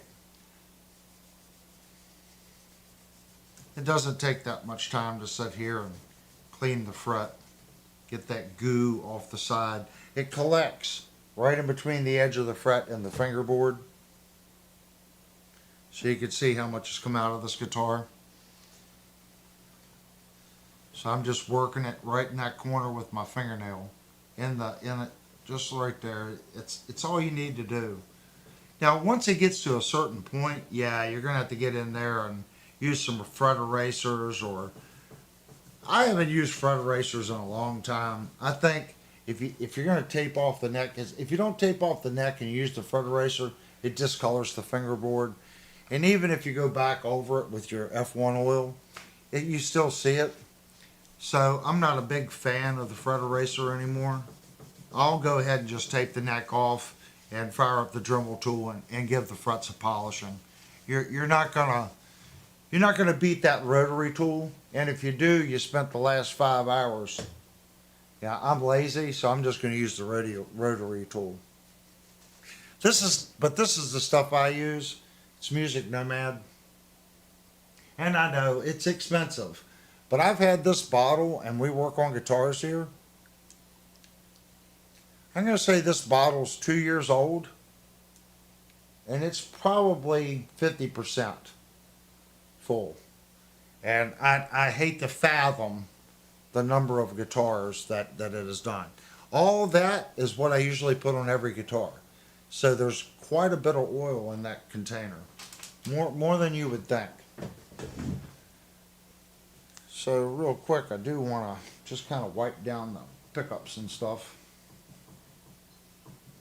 And all this is just grunge from dead skin on your fingers and your palm. I'm not overly worried about getting it really clean because it's just going to be me playing it.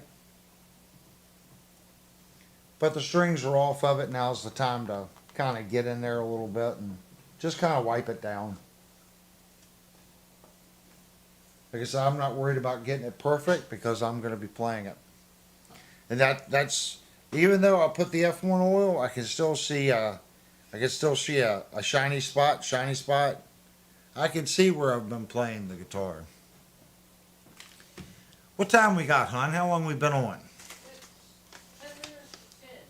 10 minutes to 10. We got time to put a couple strings on before our second break. I think I want coffee tonight. Timothy said now that the sticker's gone, it's time to change the pick guard. You know what color pickguard this thing needs? It needs one of those tortoiseshell color ones. She didn't say anything. She hates that color. I was trying to get a rise out of Linnell. But I think the gold with the tortoiseshell, the red, I think that would be pretty. That's just me.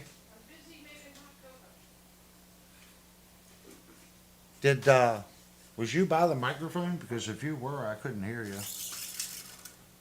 I'm making hot chocolate, that's why you can't hear me. Oh, I think I want coffee tonight, honey. I'm doing hot chocolate. Oh, you heard that, guys. I struck a nerve. She wants hot chocolate. I usually go in between the second and that post, and I'm going to cut the string right there. And that's usually good enough. So Are the frets stainless steel? on this, no, they're just nickel. That's another thing that I think people have kind of went ape pooey about is stainless steel frets. I think stainless steel frets are fine. Don't get me wrong. I think they're great. But I played guitar for many years without stainless steel frets. Birdman said you should try the FRT LZR system, less than 75 for everything. Is that Amazon? I'm assuming.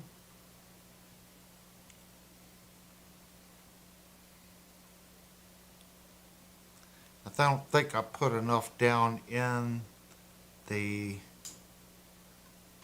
thing. I'm going to have a lot of wraps on this one. And I did 1.5. Maybe not.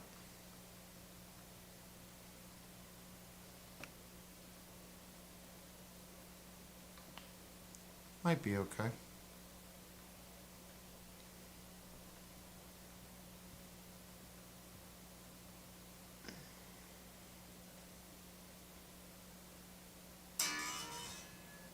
No, that's about right.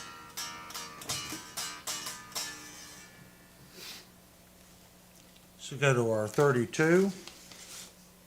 Yeah, this has very traditional tuning pegs on it too.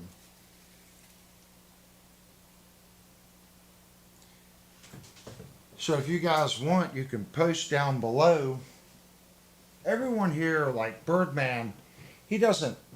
Birdman has a different style than I have. So, what guitar do you think you have that doesn't necessarily fit your style, that you bought just for that reason? So if you're a country guitar player, if you own a Kramer Beretta, that would not be your normal style.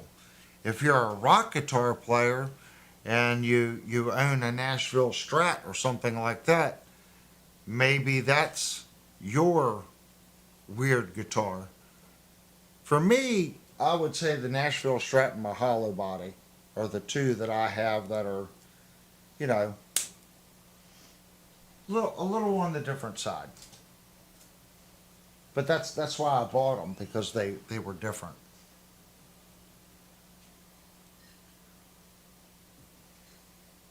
You guys can post below what do you consider as your off the wall guitar, considering your style.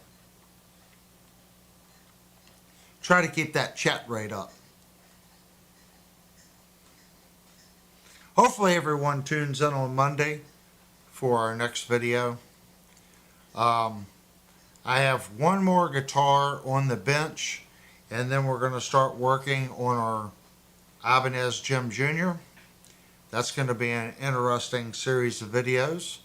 I have been looking at the guitar and making decisions on what I feel the guitar needs to make that guitar a very dependable guitar.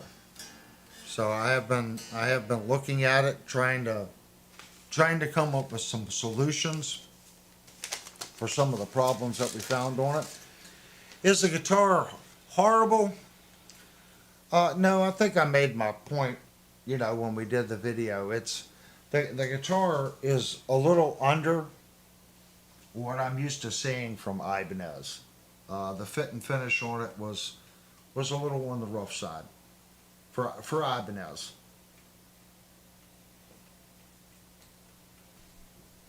And this one doesn't want to feed through. Devastator said his Yamaha acoustic. Art said LP was odd to start my punk/alternative journey. I like it. Birdman said I'd say the Gunmetal Ibanez GX120, kinda metally.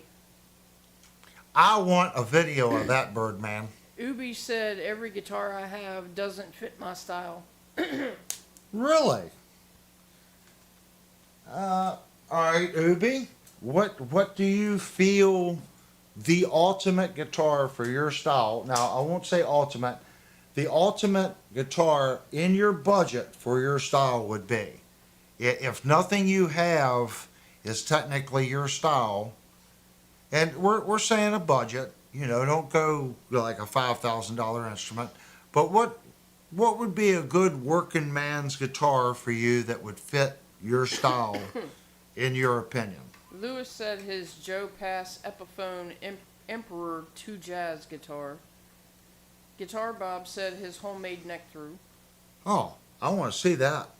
Steve, You need to post a picture of that on the Discord server, Guitar Bob. Steve said Telly with the P90, but I like it, so who cares?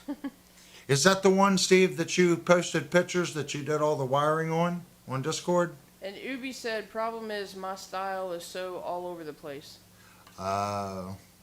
See, what you need, Ubi, is you need what I call a working man's guitar. Something that gives you a lot of different sounds, a lot of different tones. An HSS Strat is good for that. Guitar like this, good for that.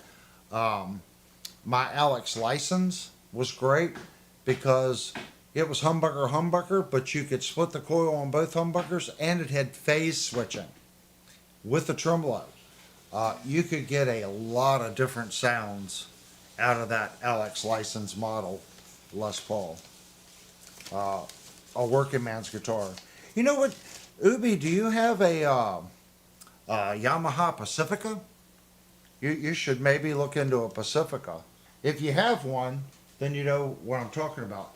The Pacifica, now they make Pacificas from $225 up to $3,500. Um, there's a Pacifica out there uh, that would fit you. My funny honey in there got me one for Christmas several years ago. It's definitely not a guitar that I would have bought, but I'll tell you, it's one of my most versatile guitars, just simply because of the pickup configuration and the way it's wired. Might want to consider a Pacifica. It's a little finicky to get the strings in. That's a little small hole that you gotta fish that up through.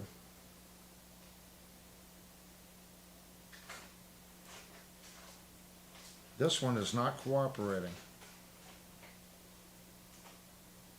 This is the first time I've put strings on this guitar. So I can already see the hole in the bridge right here? It's quite small.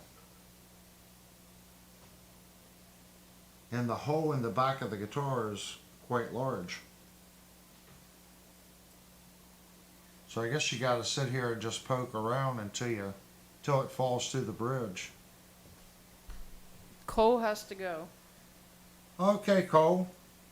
I'm sure it's late where you're at. Yeah, he said it's 4 a.m.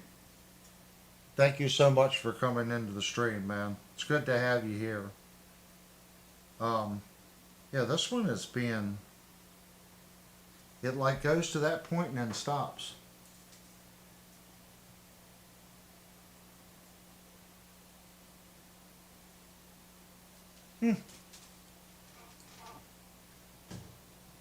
This one's being a you know what.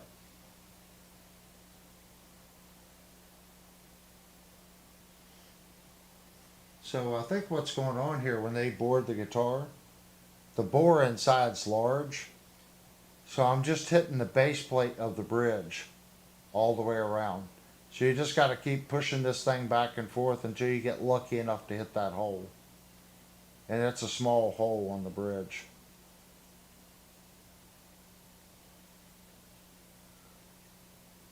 Yeah, attack it from this way. See right there, it acts like it wants to go in, but then it doesn't. Ubi said the Reaper is probably the closest. The Reaper. That's a Schecter, is it not? I think that's Schecter. See, it's hitting something right there. Steve said yes, that's the one that he put pictures of.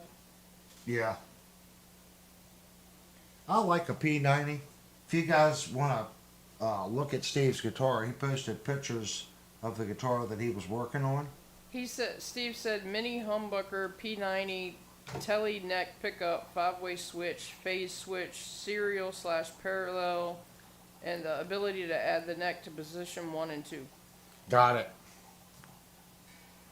Yeah, I was looking at that when you were working on it. But everybody knows I'm a P90 guy. I like P90s. Birdman said the Dano 59 is sweet. Yeah. I don't know if you guys watch Philip Unite. He had one on his channel, a couple months ago, a Dan Electro, that I just thought was a beautiful color.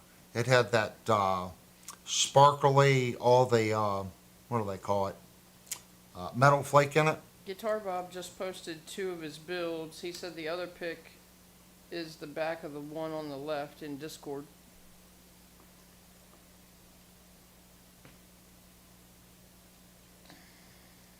It's taking all my concentration to get that little string in. And look at that. I said that and it popped right out.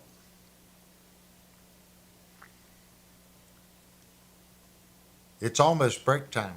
Birdman has in his videos part 3 Metal Mania film. The Silver Ibanez is in it.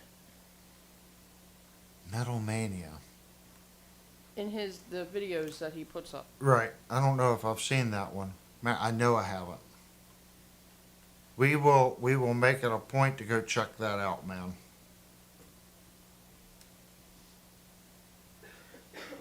Oh, and look what I just did.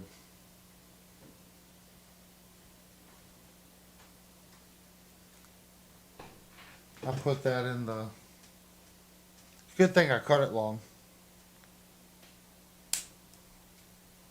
And Ubi said no, it's Scarred Reaper. Oh, Scarred Reaper. So that's an IYV. So what do you think of the Scarred Reaper? I've yet to actually play one. I know it's made by IYV Guitars. I hear it's a great guitar. If you have a first gen, I heard that they were really heavy, that his second production run, they did weight relieving on it. So do you have a first gen or do you have a second gen? This is all what I hear. I have no personal experience with the guitar, but I heard the first ones were heavy.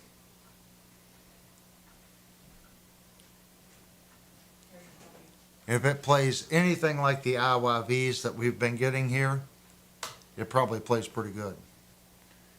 And hold on.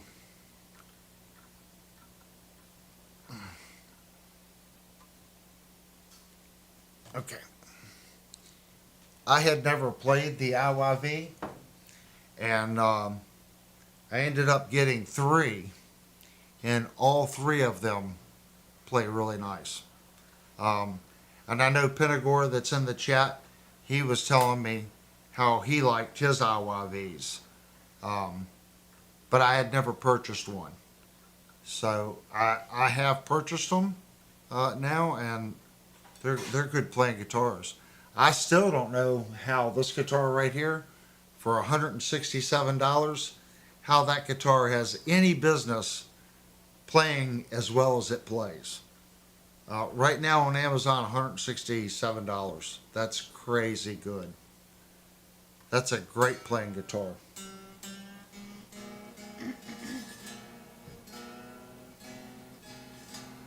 I think we're at the 2-hour mark, are we not, hon? Yeah, it's 10:07. Okay, guys, we're going to take our second break. When we come back, we're going to put 2 more strings on this guitar. We're going to check the intonation. Of course, tune it, check the intonation. We've already hydrated the neck. We're just doing a basic tune-up because this guitar has been played for over a year with the factory strings on it. They were kind of dead. Have you ever played a Jackson Surfcaster? No, but I have gotten several emails about that guitar. The new import Surfcaster that they're making is like $500 or $600. BCG just bought one. I hear it's a great guitar. When we come back, we're going to talk to you about that one. Or we got 5-minute open chat. I've been hearing good things about it. So if you want to wait until we get back and talk about it, that would be cool, because then Linnell can relay your info to me and we can discuss it. But yeah, it's a cool looking guitar and I've heard nothing but good about it. Our issue is, man, I would love to review more guitars. But even, I could only do maybe 1 review a week, and it would have to be a live review. If I'm going to do a review like we just did on the Albazed Gym, I could probably only do 2 a month. And I'd only be able to do 1 live stream a week. So, guitars like that, if you guys want reviewed, just go to the Discord thing, put it, we don't really have a room for that. And I don't want to start another room. I know Devastator's already there going, I don't want to start another room because we already have a lot of rooms. I don't know a good way of keeping track of that. But if there's guitars that you guys want to see reviewed, there's a couple different ways we can do it. One, super chat. And then what we normally do, like when we did the Fender, we have an open discussion on what guitar we bought the Fender because we got a good deal on it. That's the main reason I got the Jet. We got a good deal on it. Shandor Music was able to work with us. I do know that they do carry Jackson, so that could be a guitar that I could get from them to do a review on. All right, hold your thoughts on it. When we come back, we'll talk about it. All right, guys, 5 minute break. I'm going to drink some coffee, hit the restroom, get a victual, a little snack. When we come back, we'll finish this and we're going to talk about the Surfcaster.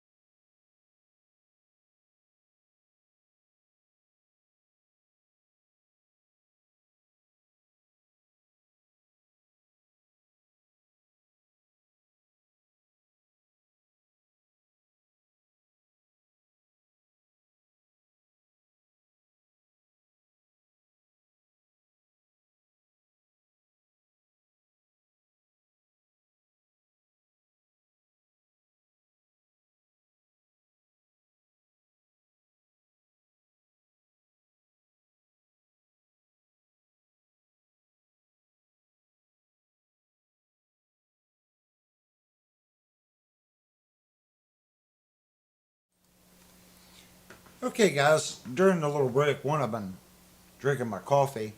Two, we kind of got on Sweetwater. The Surfcaster, they have a JS22 for $299. They have one open box right now for $269. Then they have an X series that's in like the mid fives to 600. Um, and right now, Linnell is looking up the fingerboard material. She wasn't familiar with what it was, and when she said it, what I don't know how to pronounce it. So she's looking it up to see what family that particular I don't material know. was in. It's also known as Purple Heart. Oh, it's Purple Heart. As a woodworker, Purple Heart is a harder wood to work with, but there is a one major drawback to Purple Heart. It is probably one of the worst woods for VU discolorization. When you first mill Purple Heart, it's purple. That's why it's called Purple Heart. The drawback to that is it's like poplar.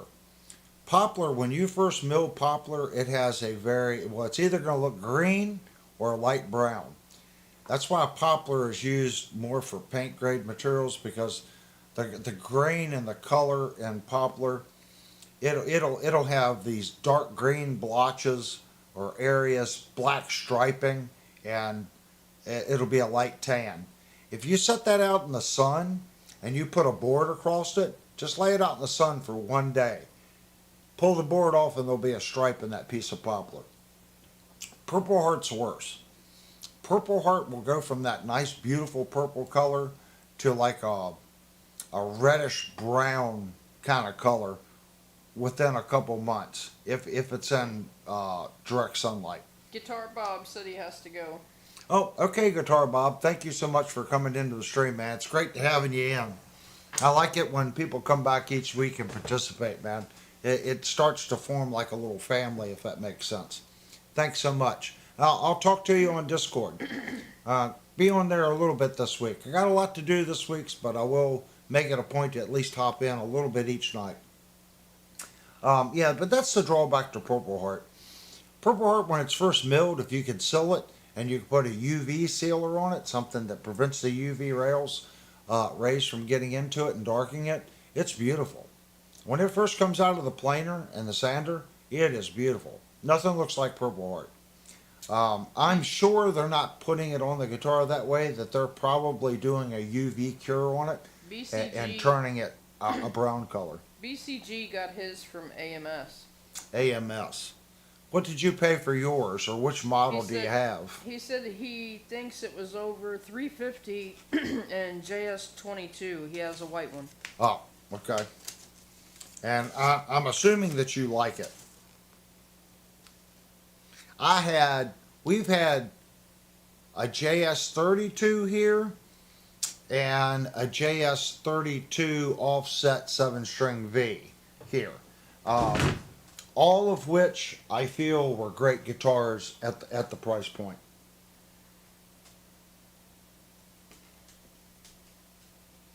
Keep losing my towel. Is Purple Heart related to Bronze Star? That I do not know. Like some people call it Jatoba. Now, I always forget, I don't call Jatoba Jatoba. Well, I do more now than I used to. In my line of work, we call that Brazilian cherry. Jatoba. Jatoba is another wood that's really bad for UV interaction, just so you know. And they talk about it being a cheap wood.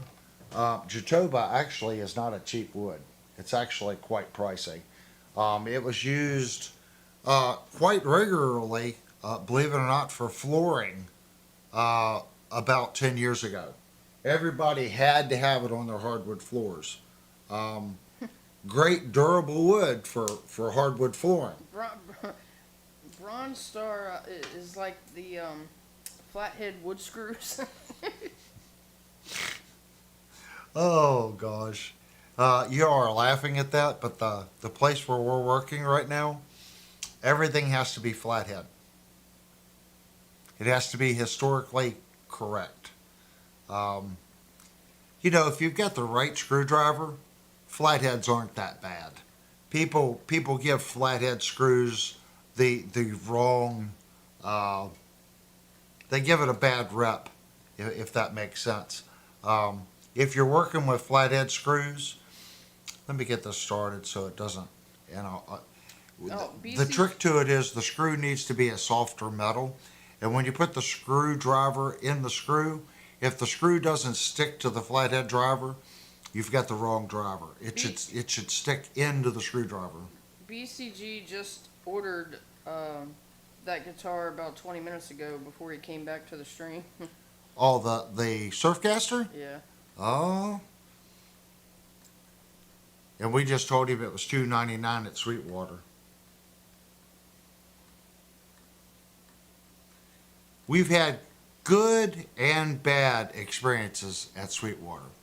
I've never ordered anything from AMS.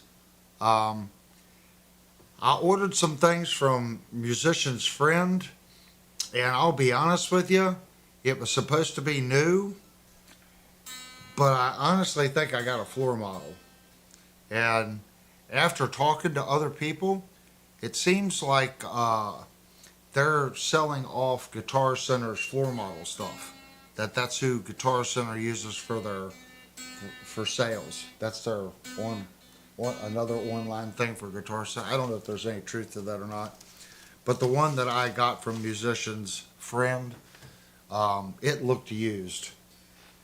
Maybe I just got a weird one, but it definitely did not look like a new product, and it didn't say open box or anything. I was kind of disappointed with it. Ended up sending it back. Birdman says he's liking the, what is that, Toastar P90 offset guitar? Which one is it? I'm assuming I say that right. Toastar? Oh, yeah, that's Amazon Toastar. When I look at them on Amazon, I call them toasters. I have yet to review one. Another guitar I'd like to review, guys, if you guys are interested, is the KDG. Almost ordered. They have like a Jaguar style guitar. I had posted it in Discord, and I got mixed feelings on it, so I ended up not ordering it. Which I'm kind of glad I didn't, because that following weekend we went into Shenandoah and they had the Jet. So I think the Jet was a little more money. Yeah, a lot more actually. But I think it's going to be. I know it's a good guitar. I won't say it's twice the guitar because I don't know what the KGD would be, but we definitely got a good guitar with the Jet. That brings me to our next thing. We are doing a guitar giveaway. It's a Jet JS500, and please remind me before the stream ends to get it out, and we'll take a look at it. The one we have is the green one with a Wilkinson bridge. Great sounding stock pickups. It does need a setup, but if you guys know the channel, we always set the guitar up before it leaves, and we try to make it as playable as possible. But that one will be set up, and we'll do the once over on it and leave it in its stock form, but get the guitar as good as it can possibly play to whoever wins it. Now, if you want to enter to win the guitar, you have to be publicly subscribed to the channel, and you have to go over to the Discord server and go into the guitar giveaway opt-in room, and all you have to do is say, I want in the guitar giveaway. And if your Discord name is different than your YouTube name, please post what your YouTube name is so Devastator can keep a track of it, and you are then entered to win a $550 Jet. And I'm the only thing I'm seeing with this guitar is this would get old if I lived on the production line at Squire and I had to string this guitar time and time and time again, maybe I'd get better at it. But getting this string, the bore in the back of this guitar is large. So getting it to fall and slip through like that, see? I don't think it went through. To get that thing to go through the bridge, that little tiny hole in the bridge, that's kind of a pain. And this high E string is so thin, it's hard to manipulate it, like move it around the hole to get it to push on different spots. See, it feels like it just went in. And it did. That would be nerve-wracking if I lived on the production line and had to do that all day. That's a really small hole in that bridge.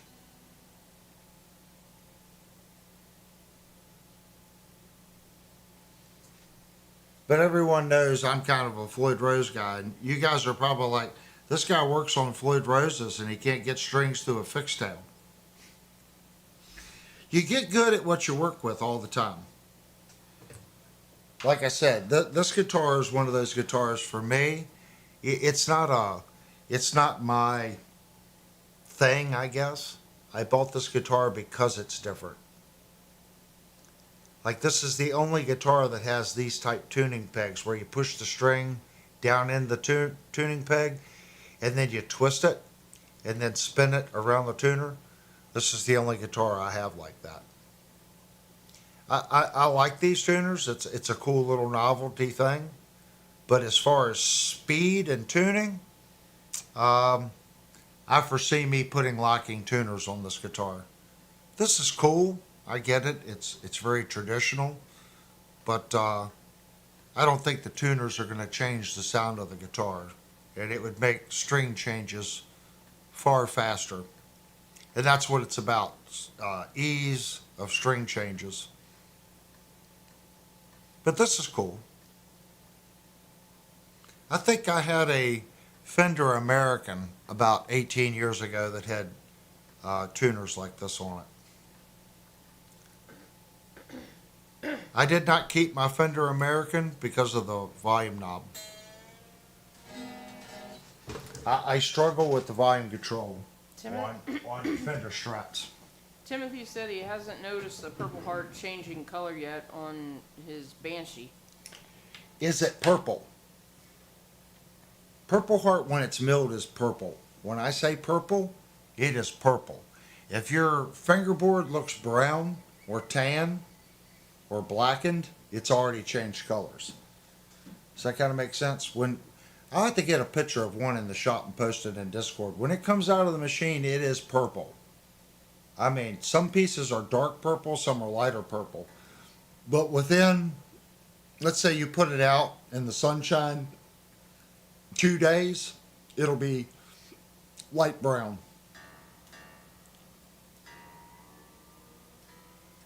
So if it's already that color, it's already turned.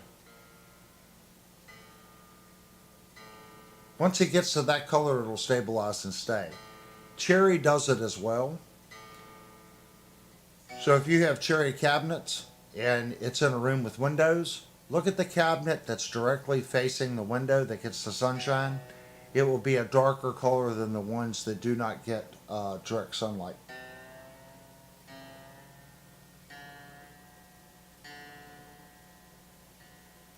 They darken.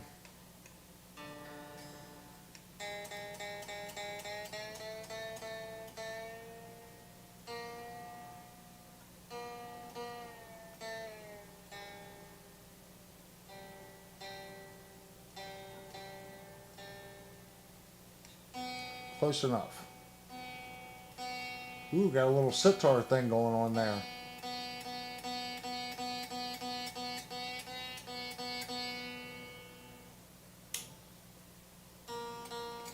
Better.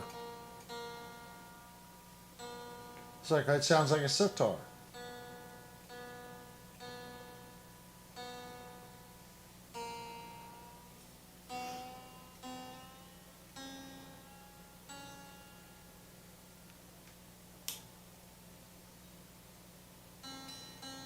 My first string change on this guitar, so I'm learning it.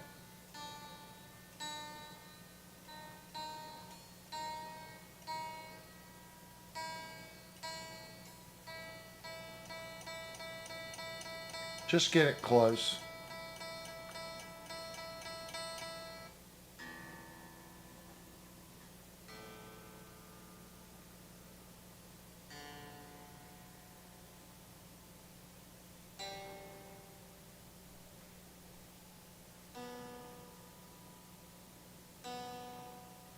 Tuning keys feel pretty good on it.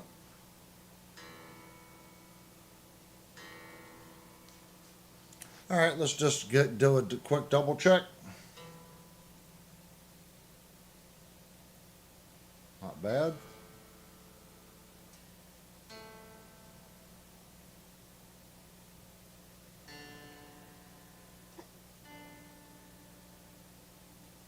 The D's a little sharp.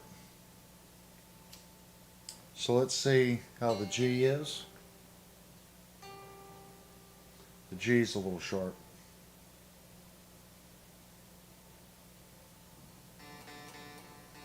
And it has a bridge where you have to adjust those together. So we are going to move that one back just a little bit.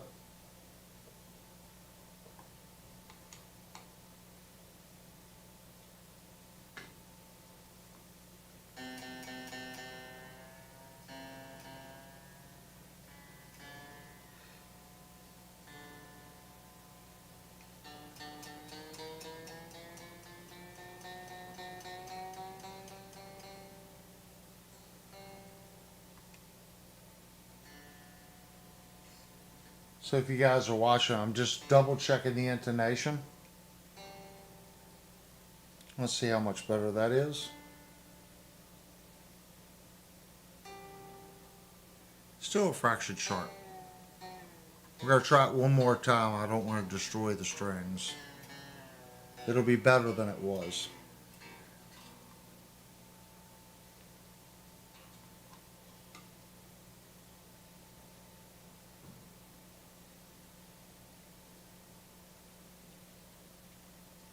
If you're doing intonations on a guitar and you want to get it perfect, count on another set of strings. Because tightening and loosening the strings kind of destroys them pretty quick.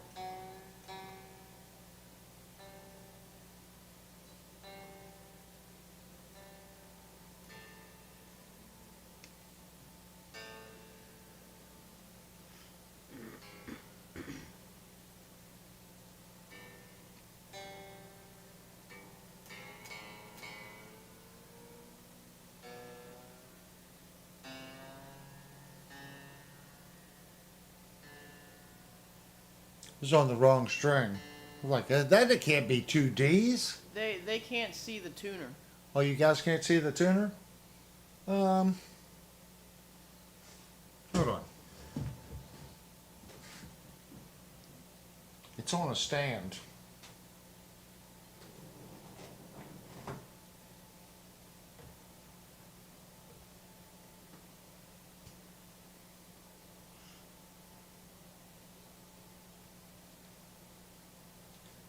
I need to be able to see it too. Can you guys see it there? I'll lean over. So there's our G.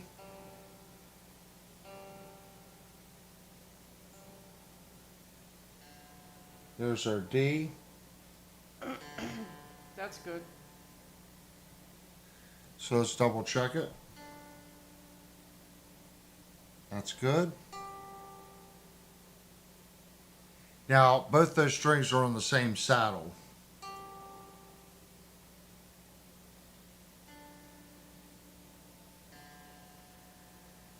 It's better than it was.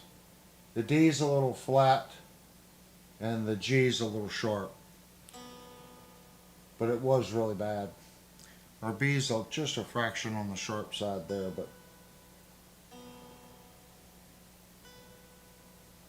our B is sharp. Let's check our E. And our E is sharp. So I also want to look at our height here.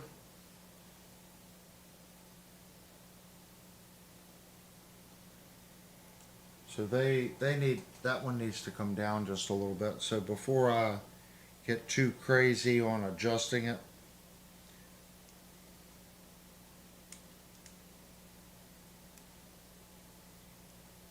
hopefully I have the right Allen tool.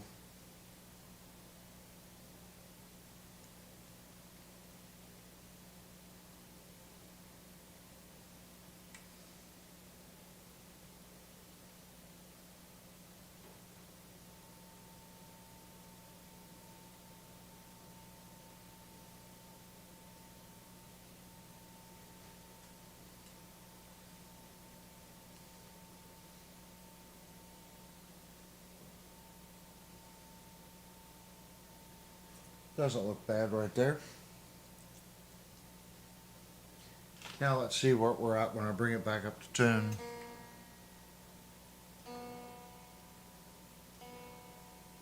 Everything affects everything. So if you start changing your string height, your action height, it can also affect the intonation.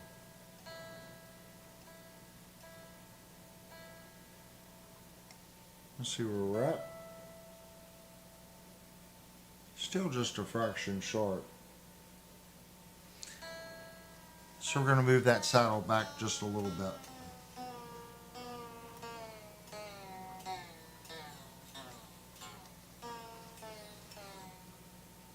Won't take much.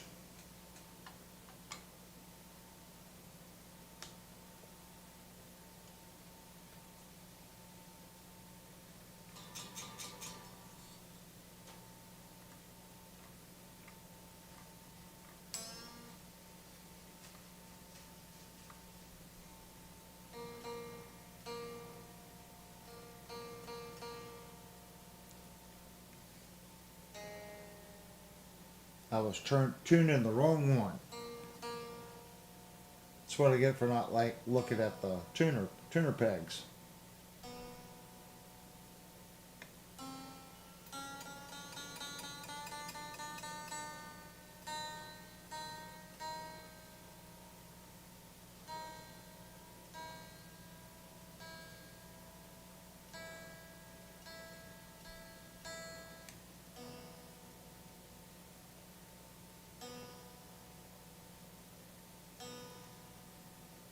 All right. There's our B.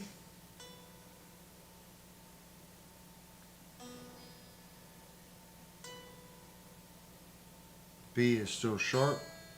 There's our E.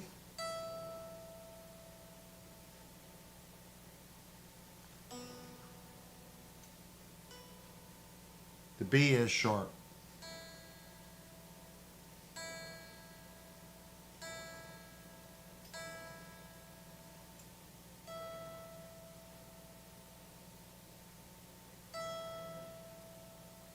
You could technically drop that back just a little bit more. Let the B is sharp. So bring the B a little closer to being right and drop the E flat. Because it's sharing the same, you can't adjust, it doesn't have individual ones. So sometimes you gotta kind of get it in between. So let's shoot for getting the E a little on the flat side and the B a little on the sharp side.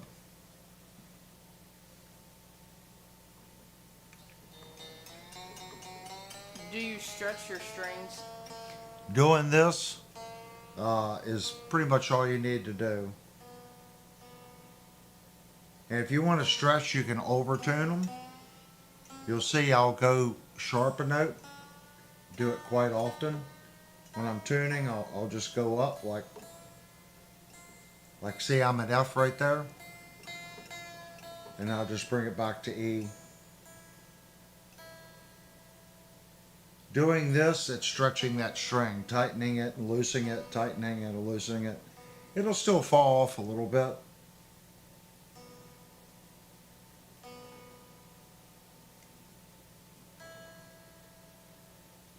All right, let's see what we got now. So our B is just a fraction sharp.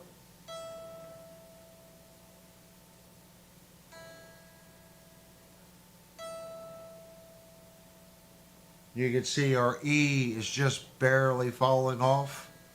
So that's a good, comfortable medium. See it's falling off. Then it goes to the A sharp. So there's our B. You can see the B is just a fraction sharp. So I'm going to leave it. Right there. It's very, very close. You can't get it perfect. These are compensated saddles.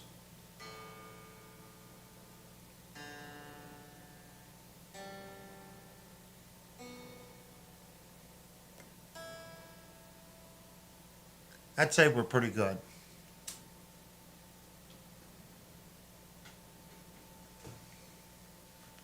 All right. I'm going to go over and grab the cable for our tube preamp again, or tube amp. Let's see what these Super Slinkies sound like.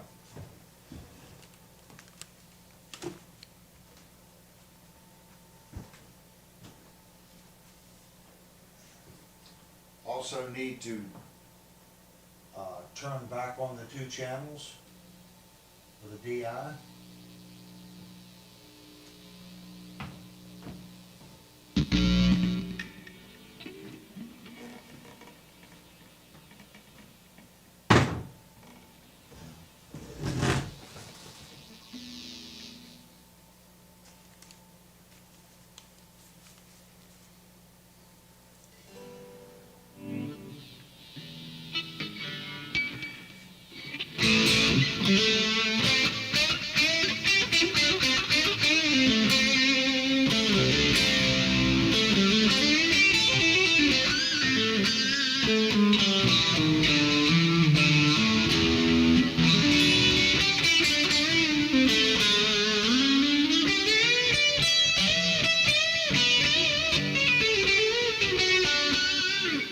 So I lowered the action a little bit on the B and the E.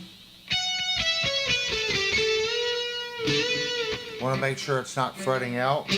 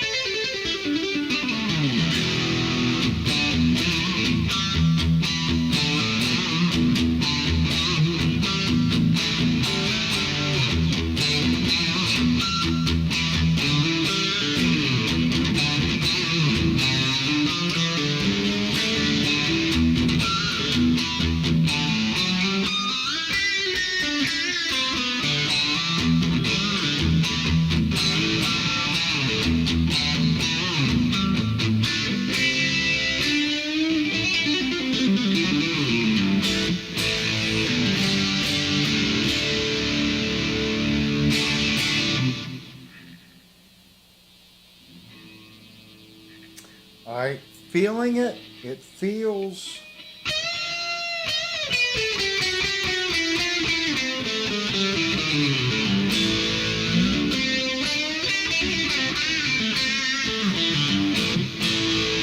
It feels like I need to work a little bit on the high E.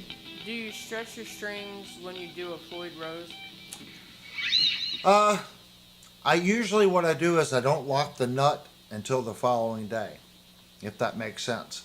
And if you watch how I do, I pull up on the string, back like this, so I'm stretching the string as I'm tuning it up here. But I usually don't stretch strings. I'll play the Floyd Rose guitar with the lock not locked for the first night. The next day I come home, play it for 10 or 15 minutes, put it in tune, lock it, and it's done. And that's all I usually do.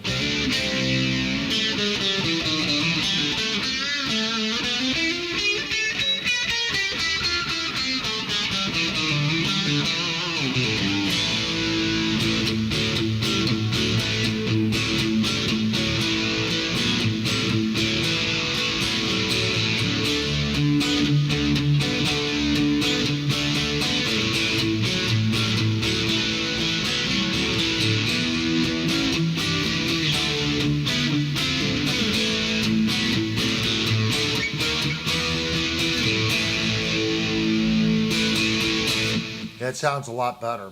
The strings were dead on this guitar.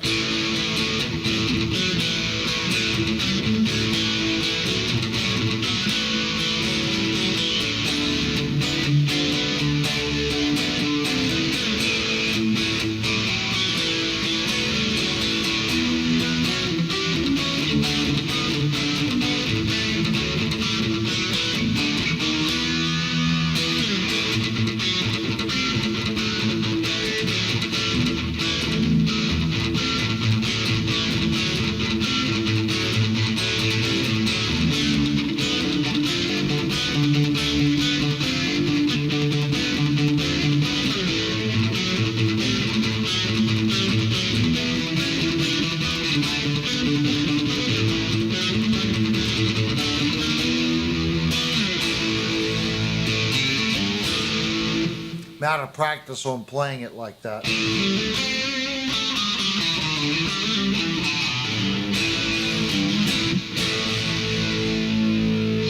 Second position.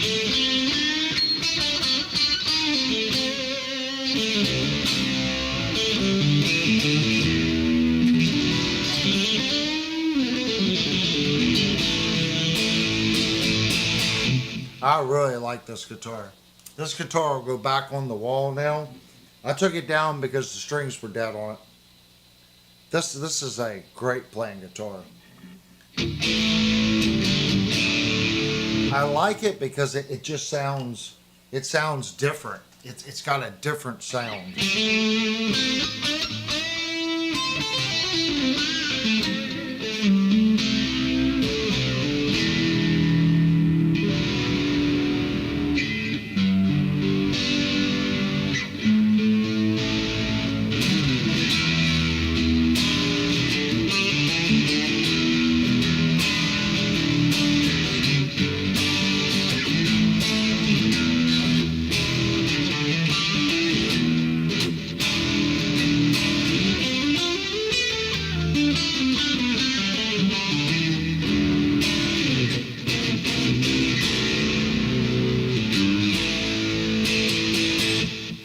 Good playing guitar. Are the wound strings the only ones that need stretching since the others are single wire strings? No, I think the single wound strings, they stretch just as much. You got to think it's metal, so it's tensile strength. It's going to stretch. That's why they lose tune. The string is stretching, so it has to have proper amount of tension on it, if that makes sense. If they didn't stretch, then your guitar would never go out of tune. As you play it, the metal fatigues and it starts to stretch and get longer, and then you got to bring that string pressure back up to bring the string into tune. They all do it. Certain strings will do it less than others. Like I really like these. Okay, and I'm going to qualify what I'm getting ready to say. These strings stay in tune. Okay. That's the NYXL Diodarios. But before you run out and buy these strings, I want you to Google it and YouTube it. Do whatever you want to do to it. I'm going to tell you what I feel these strings do. I feel these strings eat frets. I've had them on, I used to put them on all my guitars.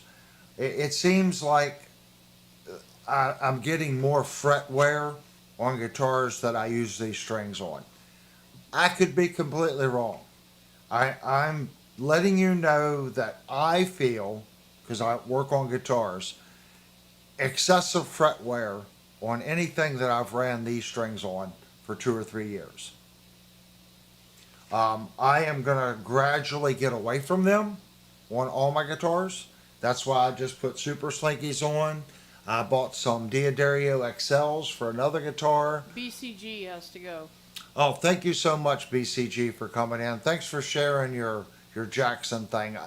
You might have just put the little light bulb on the channel to get one of those guitars in for review. Might be a JS just like the one you ordered. That's something we could probably do with the next YouTube check. So thanks so much for coming in, man. It's great to see you.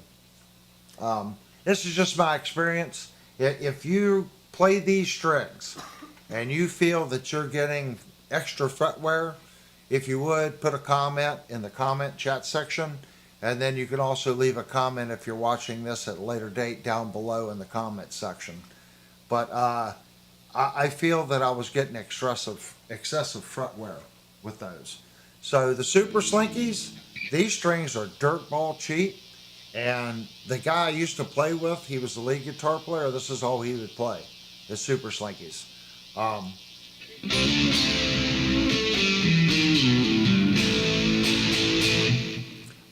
They feel okay.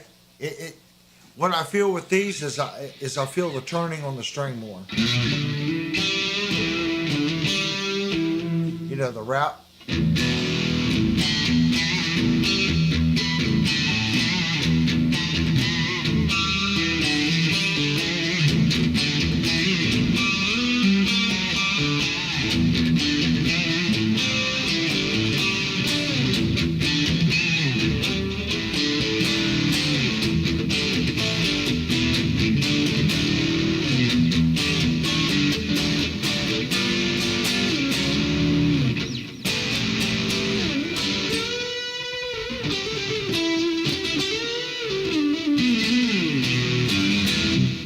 They seem quacky.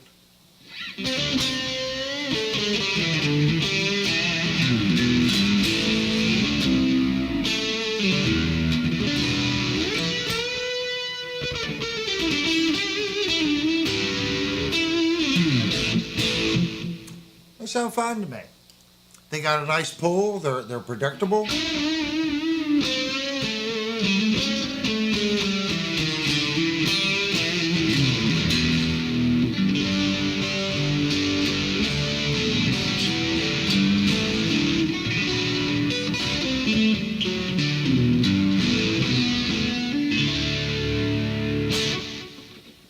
Yeah.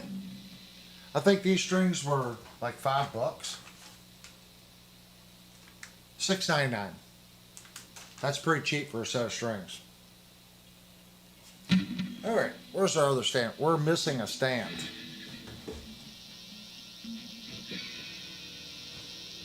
Okay, before we go, we were talking about the guitar giveaway. So each stream, I will pull the guitar out. We did play the guitar last stream. Searching for Tone had to go.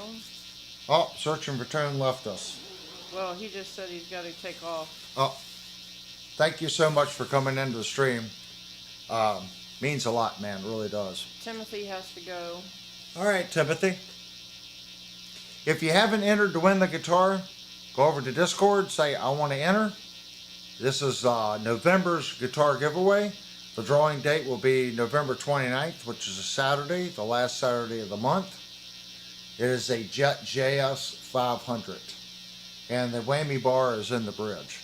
Great sounding guitar. Tremolo works really well. It is a non-locking bridge, but works really well.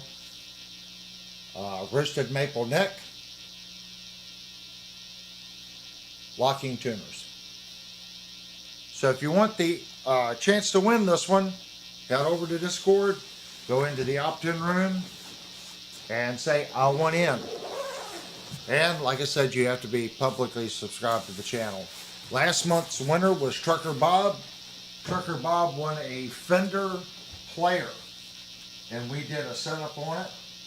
And Trucker Bob has done all kinds of modifying to that thing. He's put, you have to go to Discord, look at the pictures Trucker Bob did to that thing. He's turned it into a shredder monster, which that's cool.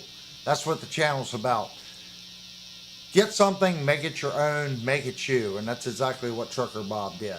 And you know, Trucker Bob's been a subscriber to this channel since, I think he said I had 23 subscribers when he first, so, and it was meant to be. If you watch the Friday before the drawing, his name it just kept landing and landing and landing.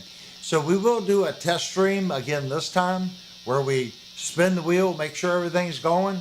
So maybe we'll have a repeat. Maybe it won't be Trucker Bob. Maybe it'll be, you know, somebody else that it just keeps landing on and the cards are just in their favor and that's who gets it.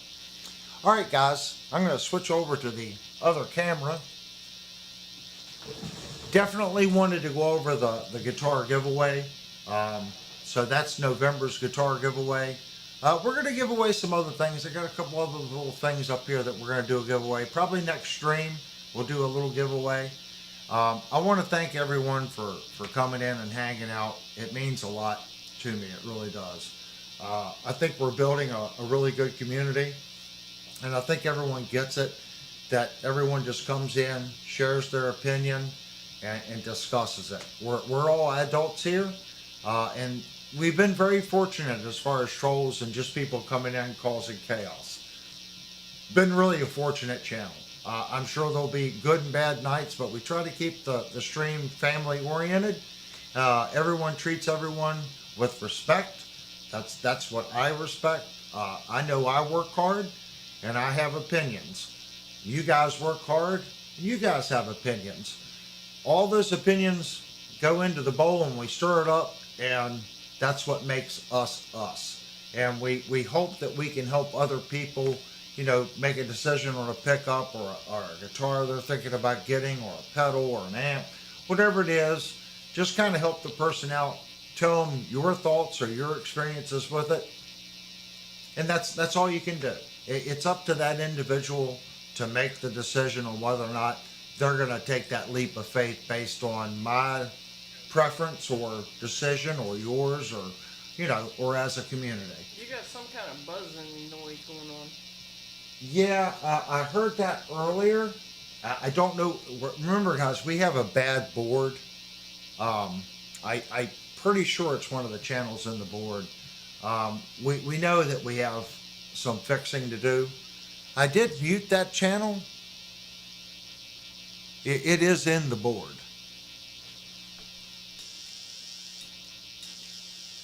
Yeah, it's a wall wart causing an interference. When I turned that one off, it went down just a little bit.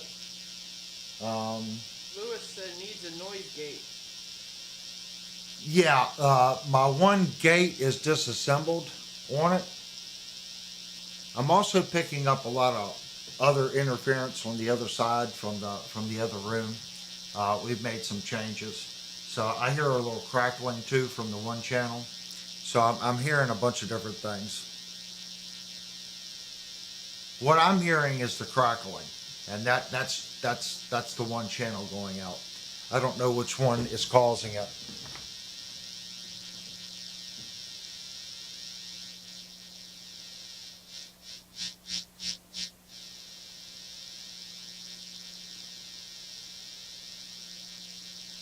Box said he wasn't complaining. He just thought you should know. Yeah, it's a crackling. It's in the board. I'm looking at the meter and it's doing this. It's just very old. It's 30 years old. I can't complain. It's a Mackie VLZ Pro 16. I can't fathom the hours that's been put on that board. It's been a great board, but it's time to update and come into 2025. You were just saying needs the noise gate. With the new wing rack, I'll be able to use plugins, and all that will be accessible right through the computer. It won't, not saying that I won't still be using my rack stuff, but it'll be far better. Like right now, my 286S, I can only run on one microphone. So I have to have a 286S for every microphone in the room. Where in the wing rack, when you download that product, you can use that product on all 48 channels independently. I don't need 48 286Ss. I won't need 48 compressor limiters. I won't need 48 reverbs, if that makes sense. I get it. I really do. But there is a reason why a lot of studios still use the rack stuff per track. It does have a certain sound. Mikey said don't get in deoxit. Yeah. And that's all, guys, that's all this board needs. If someone wants a workhorse board, this one's going to go up for sale dirt cheap.